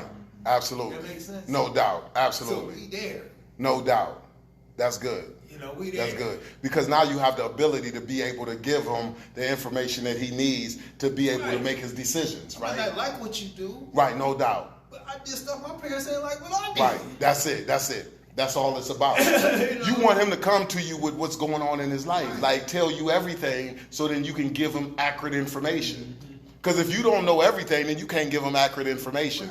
This is what the relationship is all about, fellas. Like, we want them to come to us with all of the information so we can give them everything that they Just need. in case you got a wall, I Right. can tell you where crack is, so you can go and get through that wall. Absolutely right. That's what it's all about. This is what the work is all about, man. This is what it's all about.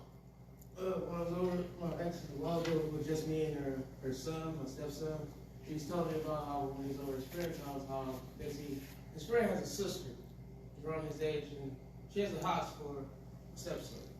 And like he's basically addressing it, and I was like, well, that's the deal. Like, just be yourself, or like just like don't make anything, just be friends and just be yourself. Like you being yourself, or like you should just go, just come to me. And like that was the good advice I gave him. But he shared that with me. Right. You know what I'm saying? That's what I'm trying to have more Absolutely. trust in me, and that's showing he trusts me, and he acknowledged what my mind's input on what Absolutely. something that he thinks is real. No doubt. That's good. That's your happiness because he's coming to you with that shit. Ain't no doubt. Who better to come to it than you? Because you got their best interest at hand. Has your son ever come at you? Right. That's what it's about. I'm not getting along with it. I just try to do what's best for him as a role model, as a man. Because Right. I have that, and I know that's what they need. That's what I was, and that's what I care about. You know what I'm saying? Absolutely. It's like I understand what he's going through because I've been through the same thing when I was fine. And like, I love him for him for being who he is. Right. Yeah, he has a smart mouth, but he's a kid. What do you expect? You know what I'm saying? Well, So, like he's a girl. Right, But absolutely. now, like, before I used to get ready for boys, but now maturity changed so much. Now I just talk to him, look, hey, can you just show a little respect to your kid? Like, I'm saying, you say you love your mom, show respect towards your mom or me or any adult. You know what I'm saying? Right. Understand, but it's just how you say it. And now I No just doubt. talk and I just let him know, just let him be. This is the word. You know what I'm Absolutely. saying? I play games with him and stuff. Just spend time, and that's what he loves. You know, like that's Yep. That's what I love too. That's part of being. Absolutely. That's good, man. That's it. So now, when we're talking about encouraging the behavior and accomplishing these goals, because it's one thing to set the goals, now the next thing will be how are we going to accomplish those goals, right? We already said we have them write the goals on a piece of paper, put them on the refrigerator, so then they can focus on the goals. But then we want to encourage the behavior when we see it. When we build on the positive, we want to make sure that they duplicate that positive. Right? So for example, if I see them, they coloring a picture or whatever may be the case, they coloring a picture and they making sure that they staying within the lines, and I seeing that they really taking their time doing it, right? When I see the picture, me encouraging that behavior, what am I going to say? I'm going to say, man, boom, I see you took your time on the picture, man. You really did your best. Right? You did your best, man. Doing your best, it produced a picture to look like it's looking right now, which is fantastic. When you do that, when you are an adult, you're going to be in a successful place. I kid you not. That's what it's about, son. That's what it's about, daughter. Always do your best in anything that you do. So now when they hear that, they are going to understand what it took for them to color the picture like that. How intentional they were by staying inside of the lines. They did it with care. So now when they go into that next thing, or do whatever they are doing, they're going to say, look, Dad, look, I'm doing this. I'm doing my chores. You see how I'm doing my chores? I'm doing them real slow and making sure that they are right. I did my best. So now, oh my gosh, man. I love that right there, man, because now what they are going to establish, they are going to establish a philosophy that does their best. And guess what? They got it from who? The leader, the head coach. You got to be the Bill Belichick of your children. Okay. On the Spygate side, like Bill Belichick a cheater, right? Well, you got to be the Kevin Stefanski of your children. The only thing I have to take with that is all I be trying to develop is how I can turn that from trying to please me to this is what they desire, not what I desire. Right. So with that being said, Tone, is look, listen to this. Because they might say, man, you know what, hey, I want cupcakes and ice cream for breakfast, dinner, and lunch, right? But you know better as the parent because you have been you are responsible to lead them in the right direction. So you got to set up what's going to be the best thing for them, even though they might not understand what's the best thing for them at that particular time as children. Because why? They are immature. They don't know how to be and what to be. You don't want them to have the wrong thing. So you have to establish some type of plan, some type of goal. You got to say, and that's why we talking about the character. When you talking about what you desire, it'll be more on, I want you to be that football player. I want you to be a lawyer. I want you to be a doctor. I want you to go to college. And when you go to college and then you get there, because that was my goal for you to go to college, now you just there and not knowing what the heck to do, and you just taking on student debt, and now you got to pay back that student debt because your parents' goal for you was to go to college. And you went to college, you accomplished their goal, but you're not fulfilled because you wasn't really supposed to be in college, right? You could have did something else to become successful. So as a parent, as a father, we have to establish some goals, right? We can't ask them, hey, what you want to do with life? Because they're not in the place in their minds to really understand what the heck they want to do, right? People can't go to the coach and say, man, you know what plays? They ain't coming to the coach and say, hey, this is going to be the game plan. The coach say, this is going to be the game plan. This is the drills that I need you to run, because when you run these drills, when you do this game plan, guess what we are going to do? We are going to win the Super Bowl. We are going to achieve success. But the coach has to know more than what the player knows. As the father, you have to know more than what the child knows, right? So then that's why it is on you to establish the goals for your children. It all goes back to good decision maker and giving them options. Like you were saying last week, what vegetable do you want to eat? Do you want carrots? Do you want corn? Do you want this? You're setting them up to make a good decision. Absolutely. You're giving them advice and you know more, so you're just exposing them to what you think is better for them, but letting them also make the decision. And that's what it's about. Also, Miles, like, she go fix the plate, remember? ADHD, he ain't gonna sit down, so she'll sit the plate, nice big old plate. Now I figured it out. You don't fix him a big plate, you fix him a small plate. Right. And cut up the portions in small, because he eats vegetables, so he don't like eating. The thing with him is eating meat. Right. Which is not a bad thing. He eats vegetables, which most kids don't eat. No doubt. So I cut the meat up into small pieces and I fix him a small portion. Then he'd be like, Dad, you didn't give me enough. Absolutely. See what I'm saying? Absolutely. It changes the dynamics of the relationship. Absolutely. Rather than you throwing a whole bunch on there. And then be mad when it's not done. Right. And then he feeling like he failed. Or like it's a task. Right. Absolutely. Right. No doubt. And that's why I tell a lot of parents, don't give them such a big plate. Right. It's convenient for us so you don't have to go back in there. Do it again. If you gotta feed him 3 times. Yeah, Give I him love 3 it. plates. Stuff is Well, no joke. That makes He sense. eat all the food because I gave him a little bit at a time. Right. That's if you feel good, right? You again, it's on you as the father to understand how much they need to get. Right. So you don't want to give them all of this. That's what it's all about. You don't want to give them everything right now because you know that they ain't ready for everything, right? And they gonna feel crazy when they realize, man, I ain't. Even in their minds, they'll be like, man, I want all that food. And you like, man, I know you ain't about to eat all that food. Right. I'm going to give you what I know you gonna eat. What fits you as the parent. This is what being a leader is all about. And then that's manipulating him. You only gave me that. Now he can, even if he don't want that much, he gonna eat just.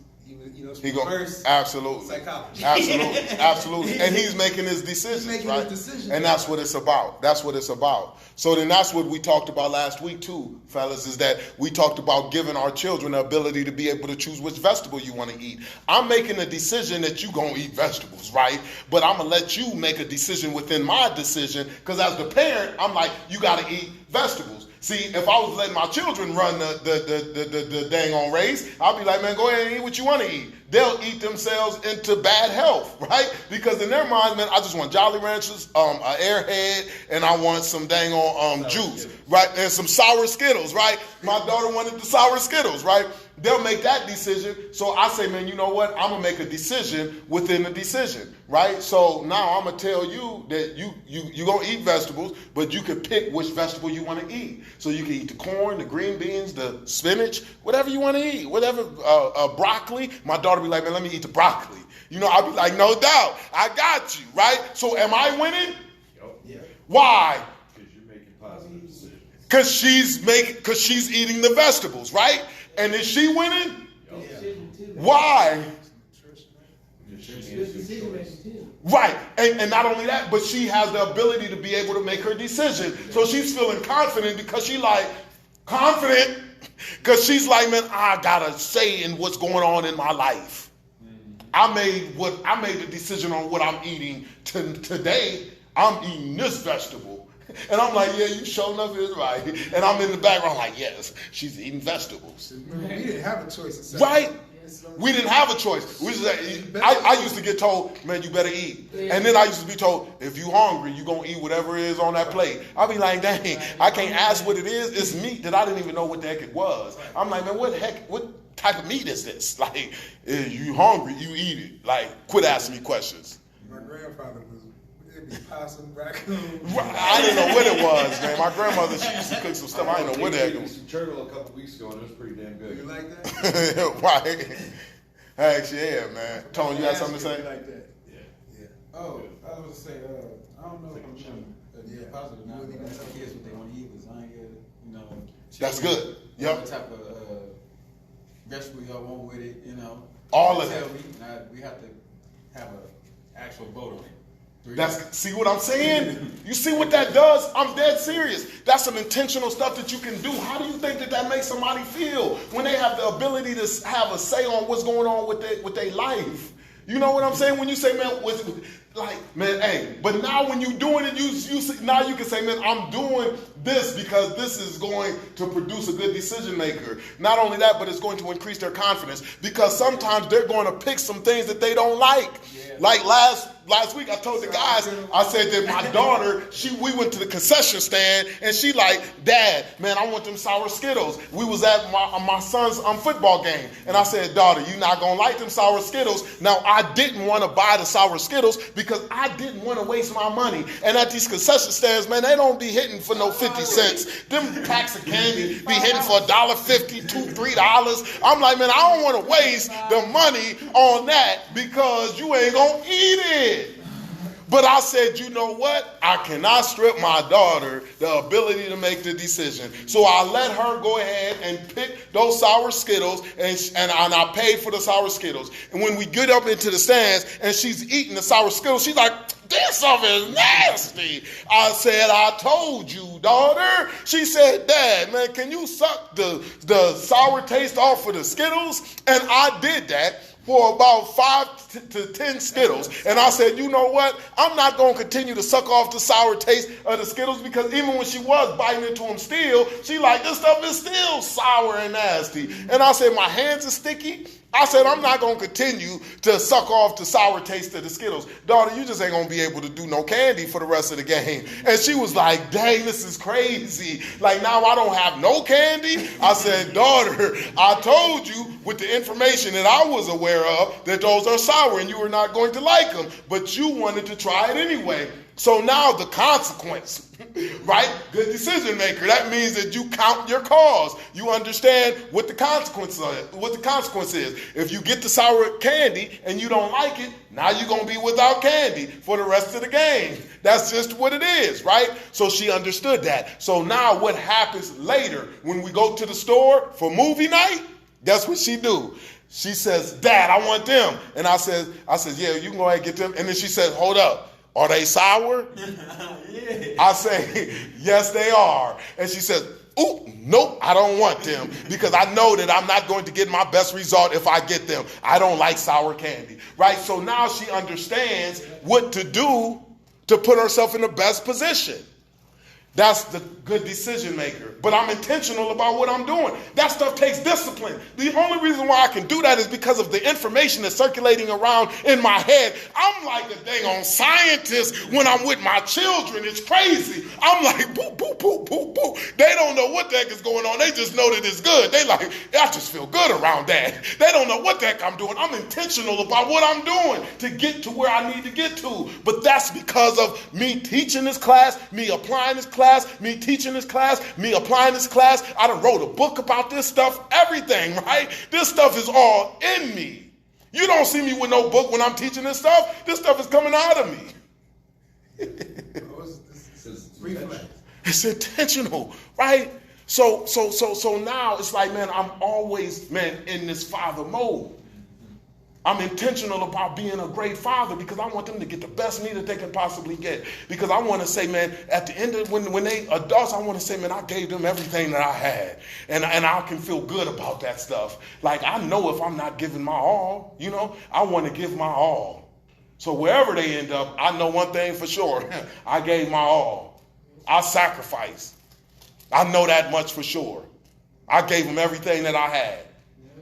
And I can say that without a shadow of a doubt, right? That's what it's about, fellas. I done been stretched and everything to get this stuff done. And I was just going to say, each one of my kids got different personalities, and one got the confidence, one got the, I'm in some of those 5 things. Absolutely. I'm just trying to get them all to have all of those. No doubt, absolutely. And that's what it is, what we do when we are interacting with them. Understand too, fellas, it takes 21 years to be 21 years old. So they're not going to be all of this like now, right? We got to be patient. And that's the thing. It's like we got to understand. So even though they're showing some self-regulating things right now, we can say, and then they might do something tomorrow that's not self-regulating. And we like, dang, I thought you had it. No, it takes 21 years to be 21 years old. It takes time. It's like a flower. It just don't bloom overnight. It just don't bloom overnight. I don't know. Keep catering to it. Absolutely. I grew up, it seemed like I had to be right present on, I'm 20, even though I'm 10. So I'm always expedient. I was always made to be expedient. So it's hard, for me to adapt to others that aren't expedient. Right. And that's what we want to get away from. Because it's like, I'm trying to make you be 20 when you are only 10. Yeah. That means that your mind is set to be 10. I don't want you to be 20 when you are meant to be 10. Right? I want you to, that's why I don't put, crazy responsibilities on my children. I don't have my son watching my 5-year-old. Why? Because that's too much. I don't want my daughter to see the world through the eyes of a 12-year-old. Right? I need my daughter to see the world through the eyes of an adult, of a father, a person who has experienced life, or another adult. But I don't want my daughter to see the world through a teenager, through the eyes of a teenager. So I don't put, or a rapper. So I don't put that responsibility on my son for a reason. I'll be intentional about that. I don't even go to the store. I don't even go to the store. I say, man, if I'm going to the store, boom, come on, daughter. My son can stay there if he wants to stay. He got a choice to stay there because he's older, right? But my daughter, nope, because y'all gonna be up here arguing and everything else. I ain't about to be doing that, right? So I don't even put that on my son, right? I'm not gonna sit up there and say, man, you 12, you can do it, right? And these 12-year-olds and these 13, 14, 15-year-olds, they taking on responsibilities of adults, and then they start to find that they start to have that resentment towards the parent, because it's like, man, hold up, man, I'm doing things that an adult does, and they start to feel a certain type of way. That's how I feel my stepson is. I'm intentional. I'm telling you, brothers, I got my son 5 days of the week. He go to his mother on the weekends, right? I got my daughter week on, week off, right? Sunday through Friday, right? So that's what I do. So it's like, man, so that it's not like I don't do nothing. I don't go out. I don't do none of that stuff, right? Because I go to the store, my son with me, my daughter with me, or they all coming with me, whatever may be the case. But I'm not leaving the responsibility of that 5-year-old on to my son. Because she's something else. She is no joke. Man, she presses the line. She will press that line on you. She presses that line. She presses the line on me, but I can handle it. Why can I handle it? Because I got the information. I got the skills. My son don't got the skills to deal with that. he'll be sitting up there going back and forth with her. He'll be fighting her. He'll take the stuff personally. And then he'll resent her too. And then he'll resent her. And they won't have a positive relationship. And then they won't have a positive relationship. He'll be saying, man, when is she leaving? I'm tired of her and her junk. So I try to keep that, to a minimum. That's why I want like the next, what is it? Would you say my sister so she can watch? Because she got custody of my daughter when I went to prison, So my sister would allow her holler. My daughter got so much confidence, man. And when she be talking and stuff like, she's in class and the teacher, okay, Davonna, will you teach the class? Well, you know what she said? Okay. Right. That right. type of confidence. Right. Absolutely. And I teach the class. Absolutely. Wow. That's heavy duty. I mean, so I'm like, but then it's her decision making. No doubt. And her self-regulating that she needs to work on. So, okay. Because that'll bring the value to the table. Absolutely. And responsibility Absolutely. in the long run. Absolutely. Listen, girl, I'm telling you, you got so much that the average kid ain't got. Right. Right. How many kids would do that? Right. Yeah, Absolutely. Take the pen and be like, okay. No doubt. Absolutely. And you know what? And this is the thing about it is because they will exhibit all of these things throughout their throughout their experience on this earth. You will see them exhibiting some of these things, but you got to be looking for them. That's why it's important to establish the goals, because when you see them exhibiting self-regulating behavior, you got to encourage that behavior so then they can lock it in, so then they can continue to do it, right? You just don't want to miss it, right? So then they will be doing it. You just got to make sure that you are looking for it. Because when you look for it, you will see it. And then when you see it, you got to encourage it. Let them know what they did, because they might not even know what they did. So you got to let them know what it is that they did so then they can continue to do it. That's what it's all about. That's what I'm working on her with. Like, her self-regulating is like, she popular, all that stuff. But open up my room. Yeah, no doubt. I be like, if your friends knew with your popularity, what your room look like, would you put your friends? Right, absolutely right. Absolutely right. You know how to play the dozens. Oh my God. No doubt. That boy, that kid that been on that milk box named Timmy, is he in your room? Right, right, no doubt. Like, man, this puppy look hot mess, man. Heck yeah, man. Heck yeah.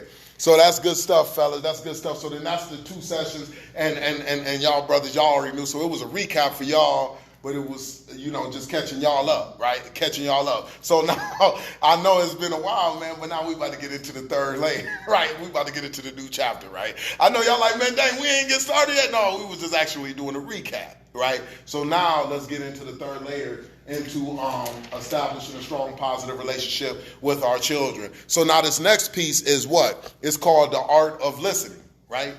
Why is listening so important into establishing a positive relationship? The reason why listening is so important, because nothing says that you are there for a person more than just to listen. Why? Because when I listen to you, I can get an understanding of you. That shows you that I care. The only reason why I want to get an understanding of you is because I care about who you are. So when we listen to anybody, that gives that person the trust in us with them. Because now it's saying that, you know what, at the end of the day, you are not going to mishandle me because you have taken the time to get an understanding of me. That means that you know what is hot, what is cold, what I don't like, what I do like. Why? Because you have done the work to listen and get the information out of me. So often what we do is we just assume and we just come to conclusions on people, and we haven't even asked them what it is that they want. We just say, I'm going to give you what I think that you need. Instead of saying, man, let me take some time to have a conversation with you. Listen. Nothing says that you are there for a person more than just to listen. Why do you think that people can be doing 25 years with life, 25 years to life, and then they'll go ahead and knock somebody off who is in the free world, and they'll have a woman coming to visit them every week, and then they'll get married to that person, and they never met him outside of prison. They'll be committed. They'll say, man, you know what? I love this man. What is it about that man that makes that woman say that she loves him? He has never physically touched her in an intimate way. Well, as far as I'm talking about like sexual. Mentally. It's up here. It's up here. Because he's figured out man, I'm going to listen to you and who you are. And because he listens to her, she says, I feel so comfortable around him. Because he does the things to listen. Nothing says that you are there for a person more than just to listen. So then that's why we want to make sure that we are listening to our children. Because when we listen to our children, that lets them know that we think that they are valuable. That's the only reason why we are listening to them, because we think that what they saying, what they thinking, it matters. Not only that, but it prepares them for society. When they go out there into the world, they're going to say, man, what I think, what I say, it matters. You ain't listening to me, that's a problem. If you don't listen to me, then that means that you are going to mishandle me. Because you don't care about me. The best way for me to know that you don't care about me is when you don't listen to me. To let me know that you care about me is when you do listen to me. So then that means I'm not going to be in a relationship with somebody who doesn't listen to me. The reason why it's wars going on in the world, the reason why it's so much problems is because people ain't listening to each other. People are saying, this is how you feel. People come to a conclusion and say, this is how you feel, this is what you thinking. You can't get inside of nobody's head. People get inside of people's heads and say, I know what you thinking, I know what you feeling. It's like, man, no. Why don't you ask me what I'm thinking and what I'm feeling? Instead of just coming to your own conclusion.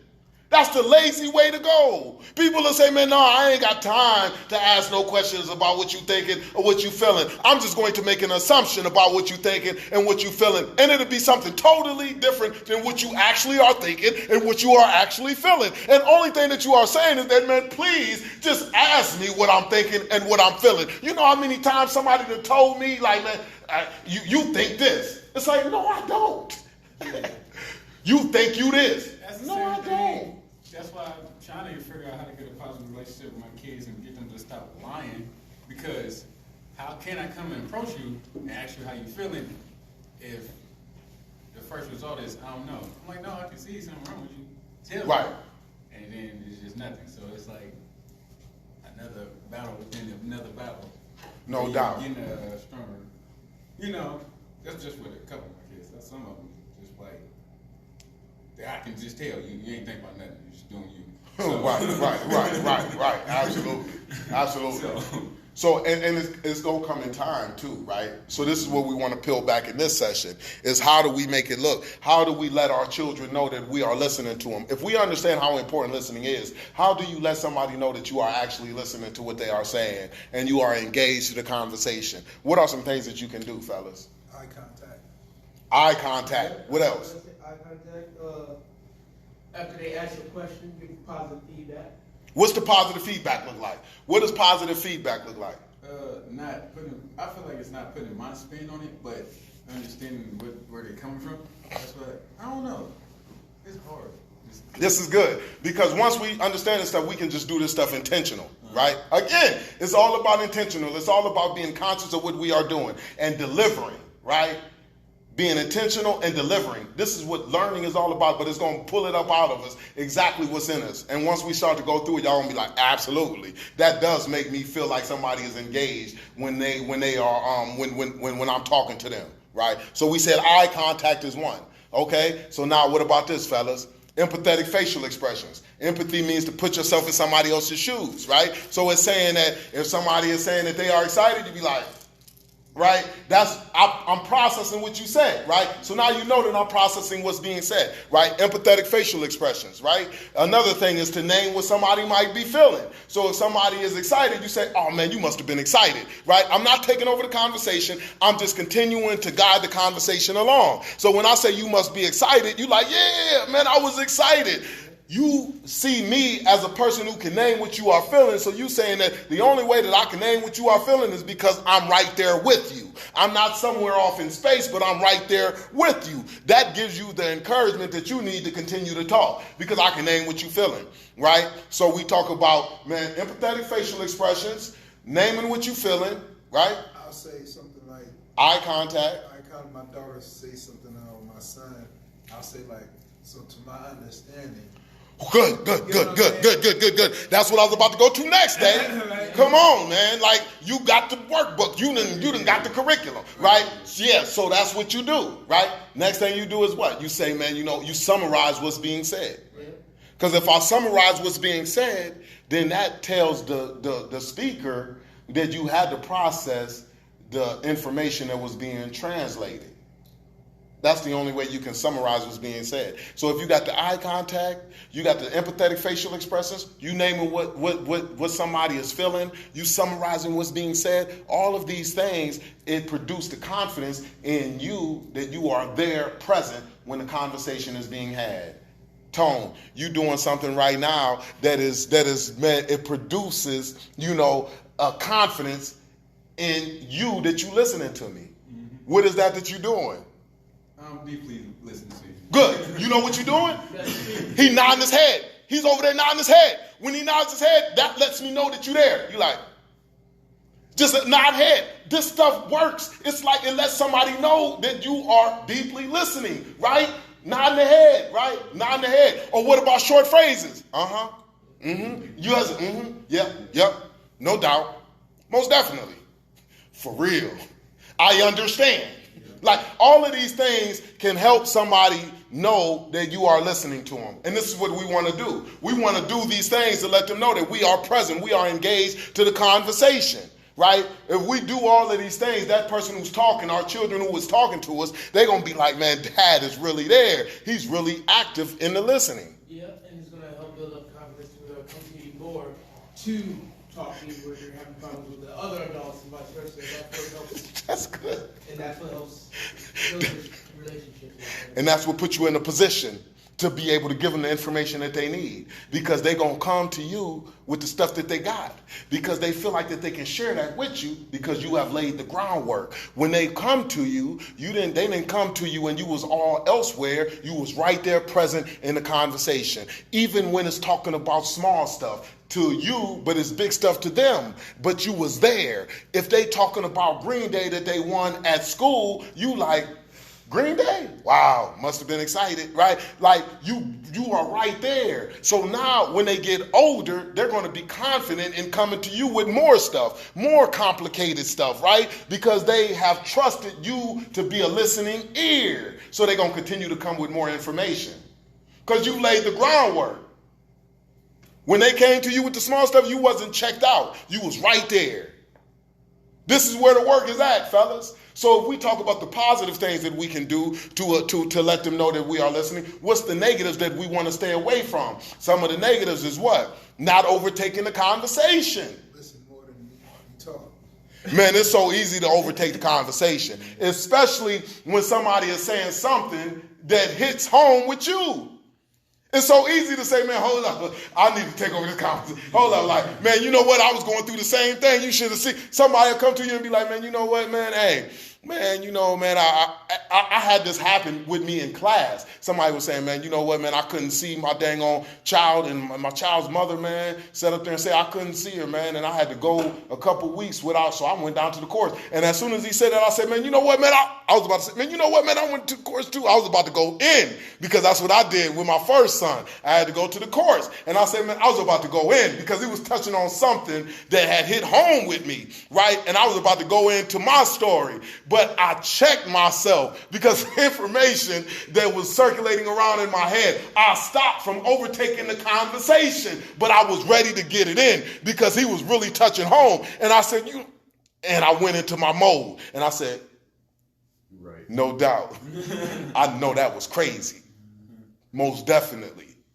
I know you was mad in the mud, right? Like, so I just went into my mode, right? And then after the class, I told him, I said, man, you know what? I'm going to be honest, man. I was ready to take over the conversation, right? I'm not only the president, I'm a client. I said, man, listen, man, I was ready to take over the conversation.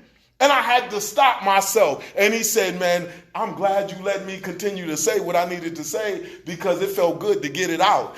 If I wouldn't have gave him the ability to get it out, he would have felt unfulfilled with the conversation. And if I do that continuously, because usually that won't be no isolated event, people are going to say, you know what, your children are going to say, you know what, every time I try to come to dad with something, he takes over the conversation. I come into the conversation with it being about me, he turns it into about him. And now, you know what, I'm not telling dad nothing because he's going to overtake the conversation. And no No confidence. It's gonna strip my confidence. I can't even have the floor with dad because dad is gonna be remember, nothing says that you are there for a person more than to listen. But so often we want to talk. Why? Because we want it to be about me. I want you to know my experience. Right? And this is what we want to do with our children. We want to be there for our children. When they are talking, we just letting them talk. And we just doing the things that are positive to keep them talking. So we don't overtake the conversation. The next thing that we don't want to do, we don't want to label.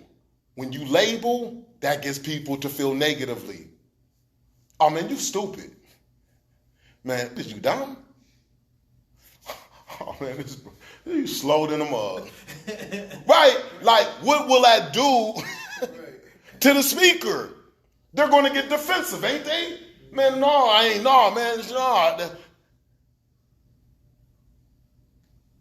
Don't label. When we label, it creates negative feelings inside of that individual. So we don't want to label our children. That's the next thing that we don't want to do that's negative. We also don't want to compare. It's so easy to fall into the temptation to compare. Man, when I was your age, do you know what I did? Do you know I was able to do all of that stuff? You know I did math and science at the same time? You know how smart I was in math? You mean to tell me you can't get that done? And they looking at you like, why are you comparing you to me? Like I'm me, you, right? Right. And then we don't compare, not only do we compare our children to us, we also compare our children to their siblings. How come you can't do it? Your brother doing it. How come you can't do what your brother doing? And they saying, man, I don't have the same gifts as my brother has. I don't have the same gifts as my sister has. I am an individual. Please look at me as an individual. This creates the negative feelings when we compare. Everybody else at the school doing it. How come you ain't doing it? Compare. When we compare, it creates negative feelings inside of an individual. I'm just telling you that. And then you can think about yourself. If your girl or your wife or your spouse, they were saying that, man, you know what? man, my ex, man, he was romantic and he used to, man, wine and dine. Man, you ain't nothing like my ex. How you gonna feel if your girl told you that? Man, you ain't nothing like my ex, man. Like, right. Are you going to be like, okay, well, I'm going to try to go ahead and be more like him. Yeah, I'm like, you got a bill? Doesn't work. Right. You're going to get that negative feeling. Our children get the same negative feelings that we would get. When we're thinking about this fatherhood piece and working with our children, right, the main thing is saying that we want to treat them as we would want to be treated. When we are treating our children the same way that we want to be treated, then that's the first start in establishing a strong positive relationship. And matter of fact, with anybody, if you treat people how you would want to be treated, then guess what? That's the foundation of a strong relationship. So with our children, it's saying, man, you know what? I wouldn't want to be compared to nobody, so why am I comparing my children? I don't want to be demanded and commanded. Sometimes we come in and we say, man, get upstairs. I wouldn't want somebody to come in and tell me what to do.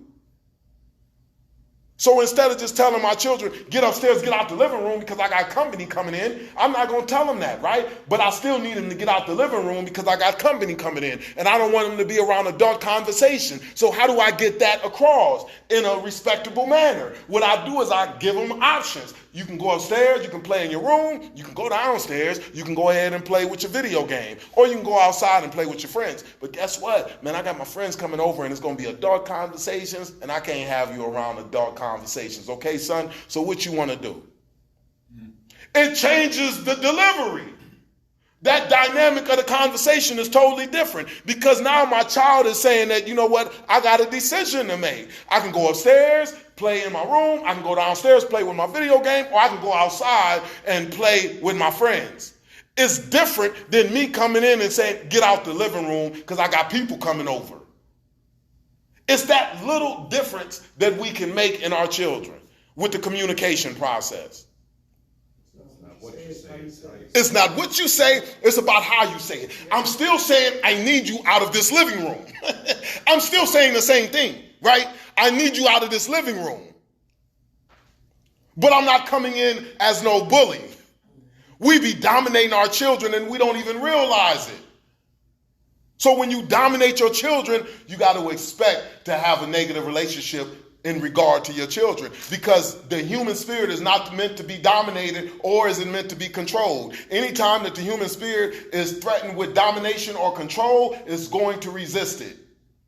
It's going to create some resentment, because the human spirit is meant to be free. That's why we was given the ability to make decisions from the beginning.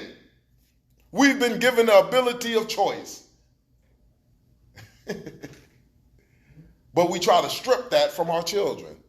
And it comes out in our relationship. You gonna do what I say do. I'm gonna let you know what the consequences are, and you can do whatever you want to do. But the consequences is what they are. See, and that's what I try to look my kids in different generations again. I'm telling my grandfather told me himself, the reason you do what I did was because he saw, he went through the Willie Lynch stuff. And he seen people getting hung. So if you didn't do what I said, you could get killed. So it was a form of survival. And then when it came to the 50s and things like that, working in the factories and things like that, they still had the mentality, do what I say, working for 50, 60 hours a Right, day. right. Bring it home. Right. And it wasn't as harsh, but it was still there. It was still there. Ain't that crazy? You know what I'm saying? Right. It was still there. Right. So Right. here we are today. Right. I use the word, we have a luxury of being able to make choices that we didn't have. Right. It's Right. a luxury to No be able doubt. to do this. No doubt. You know what I mean? No doubt. So, So that would be crazy to be doing something that was fit for back then, right now, right? survival. For survival, because that was what the time That was, was right? that time, but It was this the is time. now.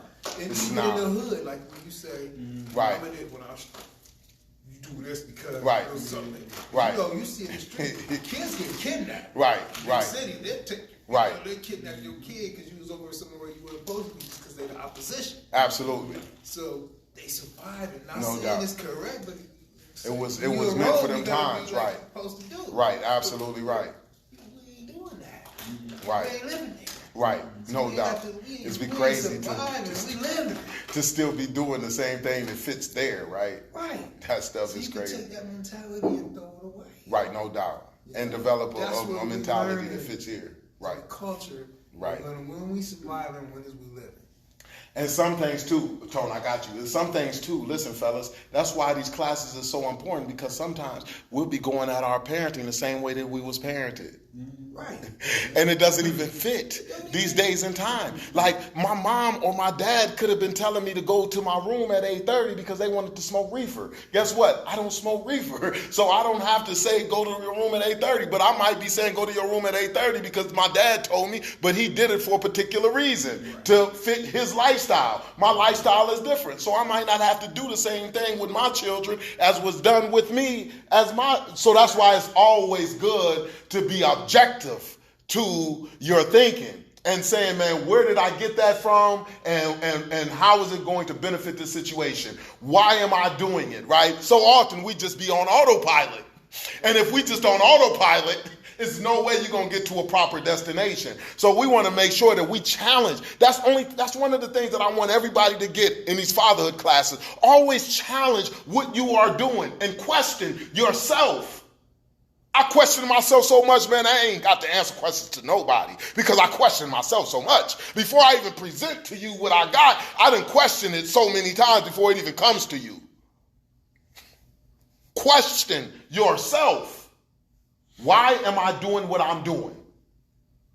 Why am I going at it like this? Question yourself. And you will find out that, man, the only reason why I'm going at it like this is because they went at it like this. This is what they showed me. And I don't even know why they gave it to me, but this stuff ain't working.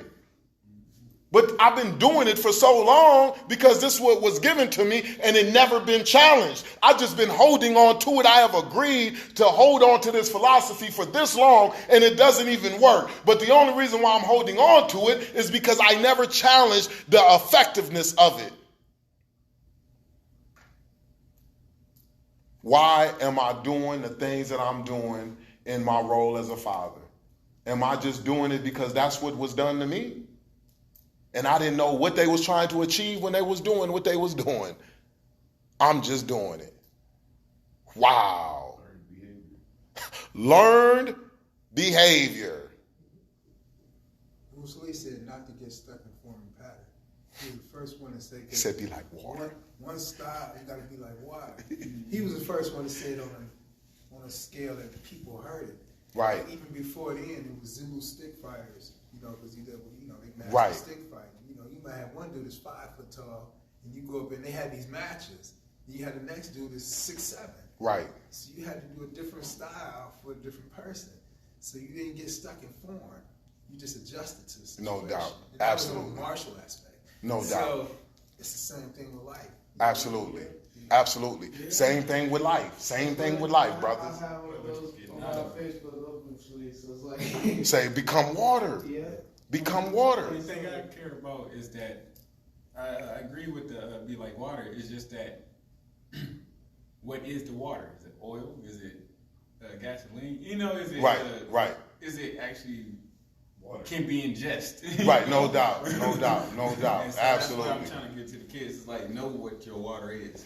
Right. And Absolutely. if the water is right, I hear you. please go get the right water. No doubt. Absolutely right. Absolutely right. The cup looks like water. Right. Yeah. Right. Poison. Because Right. you keep drinking the water and it helps. And out it's with Flint. gas. It's Flint water. Yeah. Right. You don't want them to be, Yeah, Flint water. right, straight up, man. It's all kind of stuff in there. Or It's you all got kind people of that lie to you, contaminants. and I tell my son, I said, don't piss in a glass of ice and tell me it's a snow cone. No, right. That's how I do with my kids. Right. Lie. I said, so you just gonna hand me that glass Right. of ice? And gonna make, No doubt. You think I'm gonna drink that piss? You just hand me Right. no, so okay, Lad, I'm listening. Absolutely. To you now. Okay, Dad. This is my Right. Absolutely. That's our analogy. So That's you good come stuff. And tell me the truth. You know what I'm saying? I'm not gonna just drink this glass of piss. You just handed me in the ice. Right. It sounded good to you. Right. Right. It's Right. perfectly good orchestrated lie. Absolutely. When I grew up, I used to, my mom used to, learn behaviors, you supposed to work, do this and that. Went out there, she had to do that, and realized, oh no, I need to go to school. Right. First thing I brought it to her attention, she was like, well, that don't make no sense. She's right, it don't. You need to work, you need to go pay for your stuff. I'm not gonna say you're wrong with that, but I realized there ain't the times for that. Right. Times changed. Right. Right. So, yeah, but she gave me the survival instincts that what I know is I need to do, go do it. Just don't look for no help. No doubt. Self-reliant. That's why I always apply it to my kids. I was say, I don't know if I'm doing the right thing or not. Right. 'Cause Right. That's what I was This getting. guy always And this trying is- to do the right thing. And this is good because listen to this, fellas, because this is what this does too. It just makes us, and that's what I say. Like when we have these classes, always ponder on the messages even more, right? Continue to build on this stuff, man, because what that does, it locks it in and it makes you even more confident in what you're doing when you're doing it, right? Because it's like I done just talked about this. So now when you go in to hear your child talk, you're gonna be so focused on doing the things that we talked about, like. Wow, no doubt. It must be exciting. They're going to be like, this brother's all the way in, right? This brother's all the way into this conversation, right? Because you're going to be focused on it. Why? Because we just learned this stuff, right? And that's, so one thing is to learn it. The next thing is to apply it. When you apply it and you learn it, you apply it more, you learn it more, you apply it. That's how you lock it in. And then it just become a part of you. So that's why you want to test it out. You want to test it out. You want to take it to them. Like, let me go ahead and give it to you. You want to take it to. I do that stuff with the people at the drive-thru. I'm in the drive-thru at McDonald's. Like, hey, how you doing? Wow, must be exciting.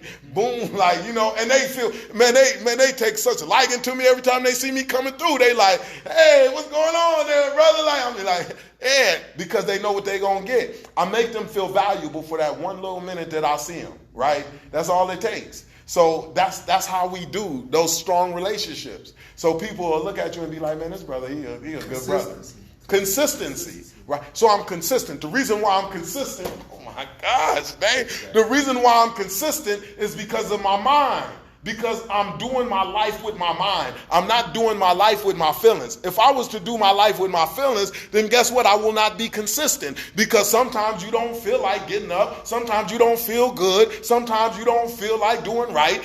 The only thing that can get me to do right, the only thing that can get me to do is my mind. If my mind says I got to do this to get to where I want to be at, I'm going to operate out of my mind, not my feelings, because my feelings are up and down. The feelings will offer your life the inconsistency that success will not accept. Success will not accept inconsistency. Strong relationships will not accept inconsistencies. And if you are operating based on your feelings, then guess what? It's going to be some inconsistencies there. And if it's inconsistencies there, then you can expect the consequences from inconsistencies. Mind, control, behavior. The only way that my mind can control behavior is if I'm in classes, if I'm reading books, if I'm in conversations, if I'm looking at YouTube videos, if I'm doing all of these things to continue to strengthen my mind, so it'll be strong enough to control my behavior. So I will not be left to my feelings to control my behavior, because my mind was not strong enough to control my behavior. Something is going to control your behavior. You got to make the decision on what it's going to be. If you don't feed your mind, then brothers, your feelings will automatically step in place. I'll take over. Since your mind is not built for the task, me feeling, I will take over. I don't feel like going to work, and then you don't go to work, and then you get fired, and then you don't pay the bills, and then you get kicked out your house. I don't feel like going to court. Man, you know how many people do that? And then you pay the consequences. Not doing what's right, that's going to put you in your best place. You know how many people stay on probation for years and years and continue to get violated because they doing what they feel instead of doing what they need to do and get the probation off of their mix, right? I was supposed to be on 5 years paper. I got off of paper in under 2 years because I did everything that they needed me to do. I colored with inside of the lines. I didn't sit up here and say, I'm going to make it my way. I'm going to do what I feel. I say I'm going to do what is necessary, so I ain't got to be on paper. So I want to be able to go where I want to go, when I want to go, and how I want to go, right? So for me to be able to accomplish that, I need to do what is necessary. You need to know where I'm working, you got that. You need to know where I'm living, you got that. You need me to piss in a cup, you got that. You need me to answer the phone, you got that. Whatever you need me to do, I'm going to do. Unless you tell me, Carl, start stripping. I'm not about to strip for you. Like, come on, I got to draw the line somewhere. Right. All right, I got to get on paper. Like, you want me to strip? I'll strip. I got to get on paper. Like, right. Like Maury shows when they be like, man, you talked about me all when I was a youth, and they come out as a strip. Like them adults, them grown men, they be all muscular and stuff. They be coming out like boom, boom, boom, boom, boom, boom. Right. Like P.O. say, man, you need to strip, brother. I be like, all right, I need to get on paper. But what I'm saying is this, is that, I mean, just doing what is necessary. But the only way that you can be disciplined enough to do what's necessary is if you got the mind to do it. It takes your mind to be disciplined, right? And discipline, it weighs ounces. But when you neglect, it weighs tons. Neglect is saying that, man, you know what? I'm not going to do that right now because I don't feel like doing that. I'm not going to go to work. I'm not going to save my money. I'm going to buy everything that I want throughout the month, and then at the end of the month, I'm going to beg for what I need, right? I'm going to neglect doing what I need to do right now. It's going to weigh a ton in the future because you neglected what you needed to do. Whereas me, I'm going to say, man, you know what? I'm going to go ahead and save my money. I'm going to pay what I need to pay, and I'm going to continue to build myself up, right? That's the discipline. Because right now, what I got to pay for that is me not being able to enjoy myself like that person who is blowing through their stuff right now. They having fun. They putting it in the air. They enjoying themselves, right? But I'm saying, nope. I'm going to discipline myself, and I'm going to do what is necessary right now, whereas that person over there, they having some exciting times, but me, I'm saying I'm a discipline. So then when we look 30 days or 5 years later, I'm going to be right here like, man, yeah, I could go to Carnival cruises. I could do what I want to do now because I did what I needed to do back then. Now I can do what I wanted to do, whereas that person right now, 5 years later, he going to be like, dang, I got to go back and do what I needed to do 5 years ago. I'm a little older than you, but I'm a little older. It used to be cartoons when I was a kid. You ever see a show used to come on Sunday called Davy and Goliath? Like clay creatures like the Gumpy. And it was like a story, and every week you had a story of responsibility. It was Christian based.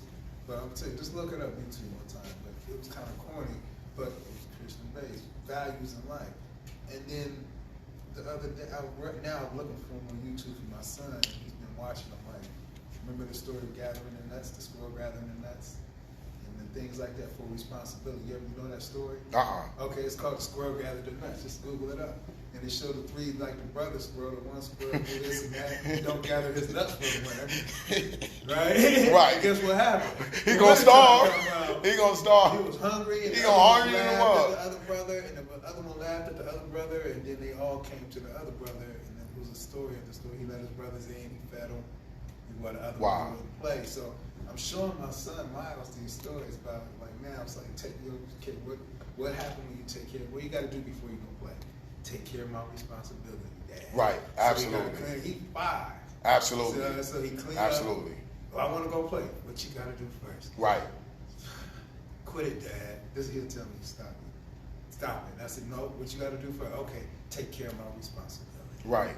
Absolutely. So my point is they used to have stories like that. They don't got them no more to teach kids No doubt. values no more. No doubt. And it was every day, or some type of car. Even Looney Tunes had Right. value in the cartoons. They don't do that no more. That's why it's They so want much to be right. lost. That's why it's so much on us to Right. make sure we tell our children the Now the stories and cartoons make sure that just they out have like what they need to that. have. You You see what I'm saying? It's technology and shit. And that's Right. It's not gonna go so far.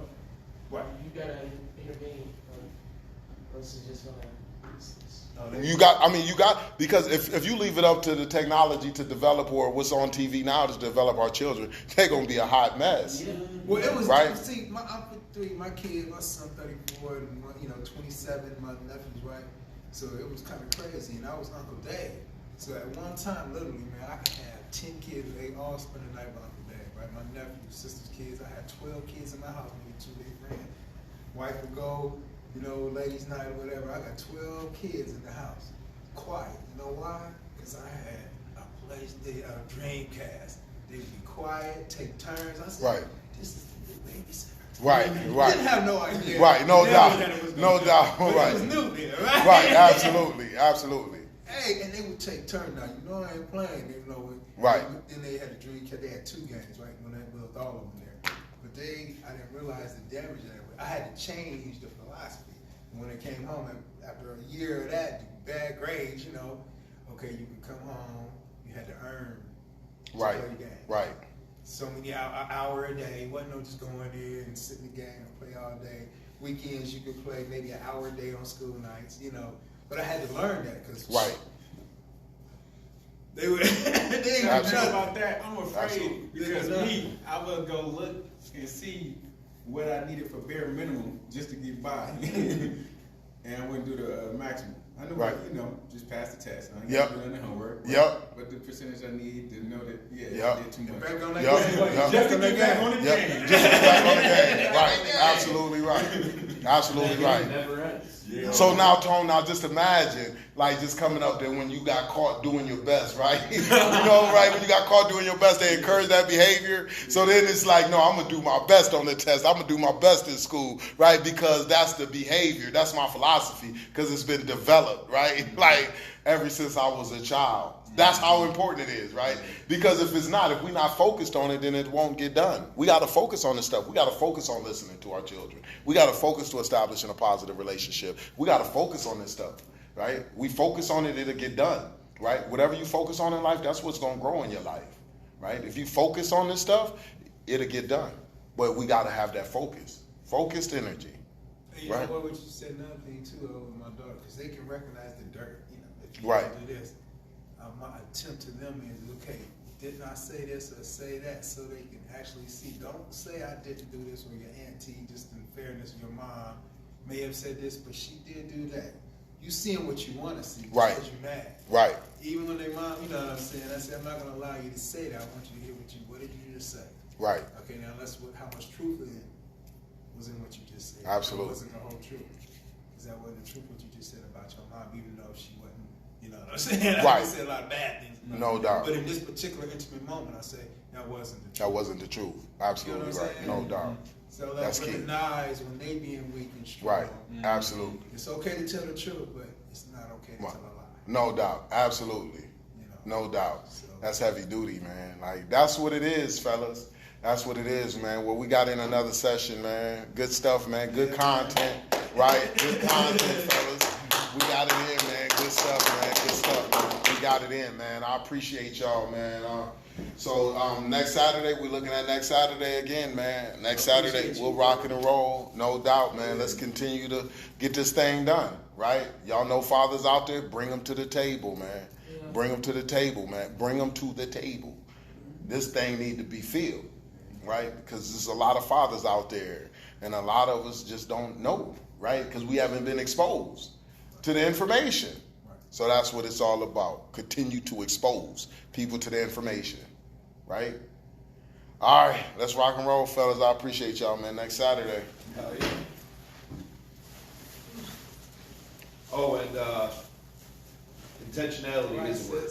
It is? It is. Oh, good, man. we gotta write that Intentionality, right? Intentionality. He's doing Intentionality. something with purpose.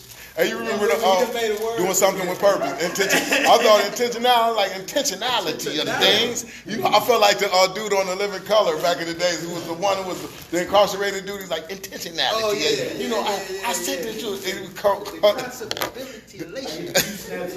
Right, oh, right. Hated it. Like I seen that one movie. Hated it. Like. Let me release my file. Right. Let me. Right. He was, all right, man. Monty, was it good? Good stuff, man. Heck yeah, man. All right, man. Next week. My mindset, my thing, I believe, when you think you know everything, you don't know everything. You Right. learn something new every day, and like people think they know it. No, I learn something new every day. You know, I always, I like it. I always Better heard ways to you be a as I better say, man, a better father. Right. Real shit. No doubt, man. Like that's all it is about, man. Just being open to learn. Like, you know what I'm saying? And say, man, oh, you know what? Man, this makes sense. That's something I can apply. Yeah, and that's I've been trying to be there for my son, but every time, if it's not how she wants it, and vice versa, it's a problem. Right. So on the 20th, I got the co-parenting thing. I'm just gonna try to, some other day, get this audio off the thing. Then when I go to the co-parenting situation, talk to them, and just let them know, like, look, listen to this, you know what I'm saying? Listen to how she's conducting herself. And like, you know what I'm saying? Yeah, I may raise my voice, but I'm gonna raise my voice because I care about the concern for my child. Right. You know what I'm saying? I care about the safety of them. Right. Driving around with one headlight and even having guys come over drunk and this and that. I don't think that's safe. That's the problem. Some concern. You know what I'm saying? I don't care who you're with. Right. You know what I'm saying? I accepted that. You know what I'm saying? But it's how you conduct yourself around our boys. Right. You know what I'm saying? That's a grown-ass woman. You're supposed to, if anything, take them to your mom's. Take them to your best friend, Christina's, if anything. And then conduct with those dudes. Right. You know what I'm saying? I don't give a fuck. Just be a grown-ass woman about it. Right. Like you say you are, but you're not. No doubt. And that's what we're going to do. We're going to keep on peeling back layers, man, and we're going to get there. You know, we're going to get there. All right, brother. I'll see you next week. Good to see you. See you next Saturday. Yeah. Thank you. You welcome. Hey, babe, do you want to take any chips or any snacks with you or anything? You want to take any chips or any snacks with you? Help yourself. Sure. Yeah, go right ahead, because, honey, I'll have some more here next week, something different, so take what you want. Yeah, that's cool. Thank you, man. You welcome, I honey. appreciate it. You welcome.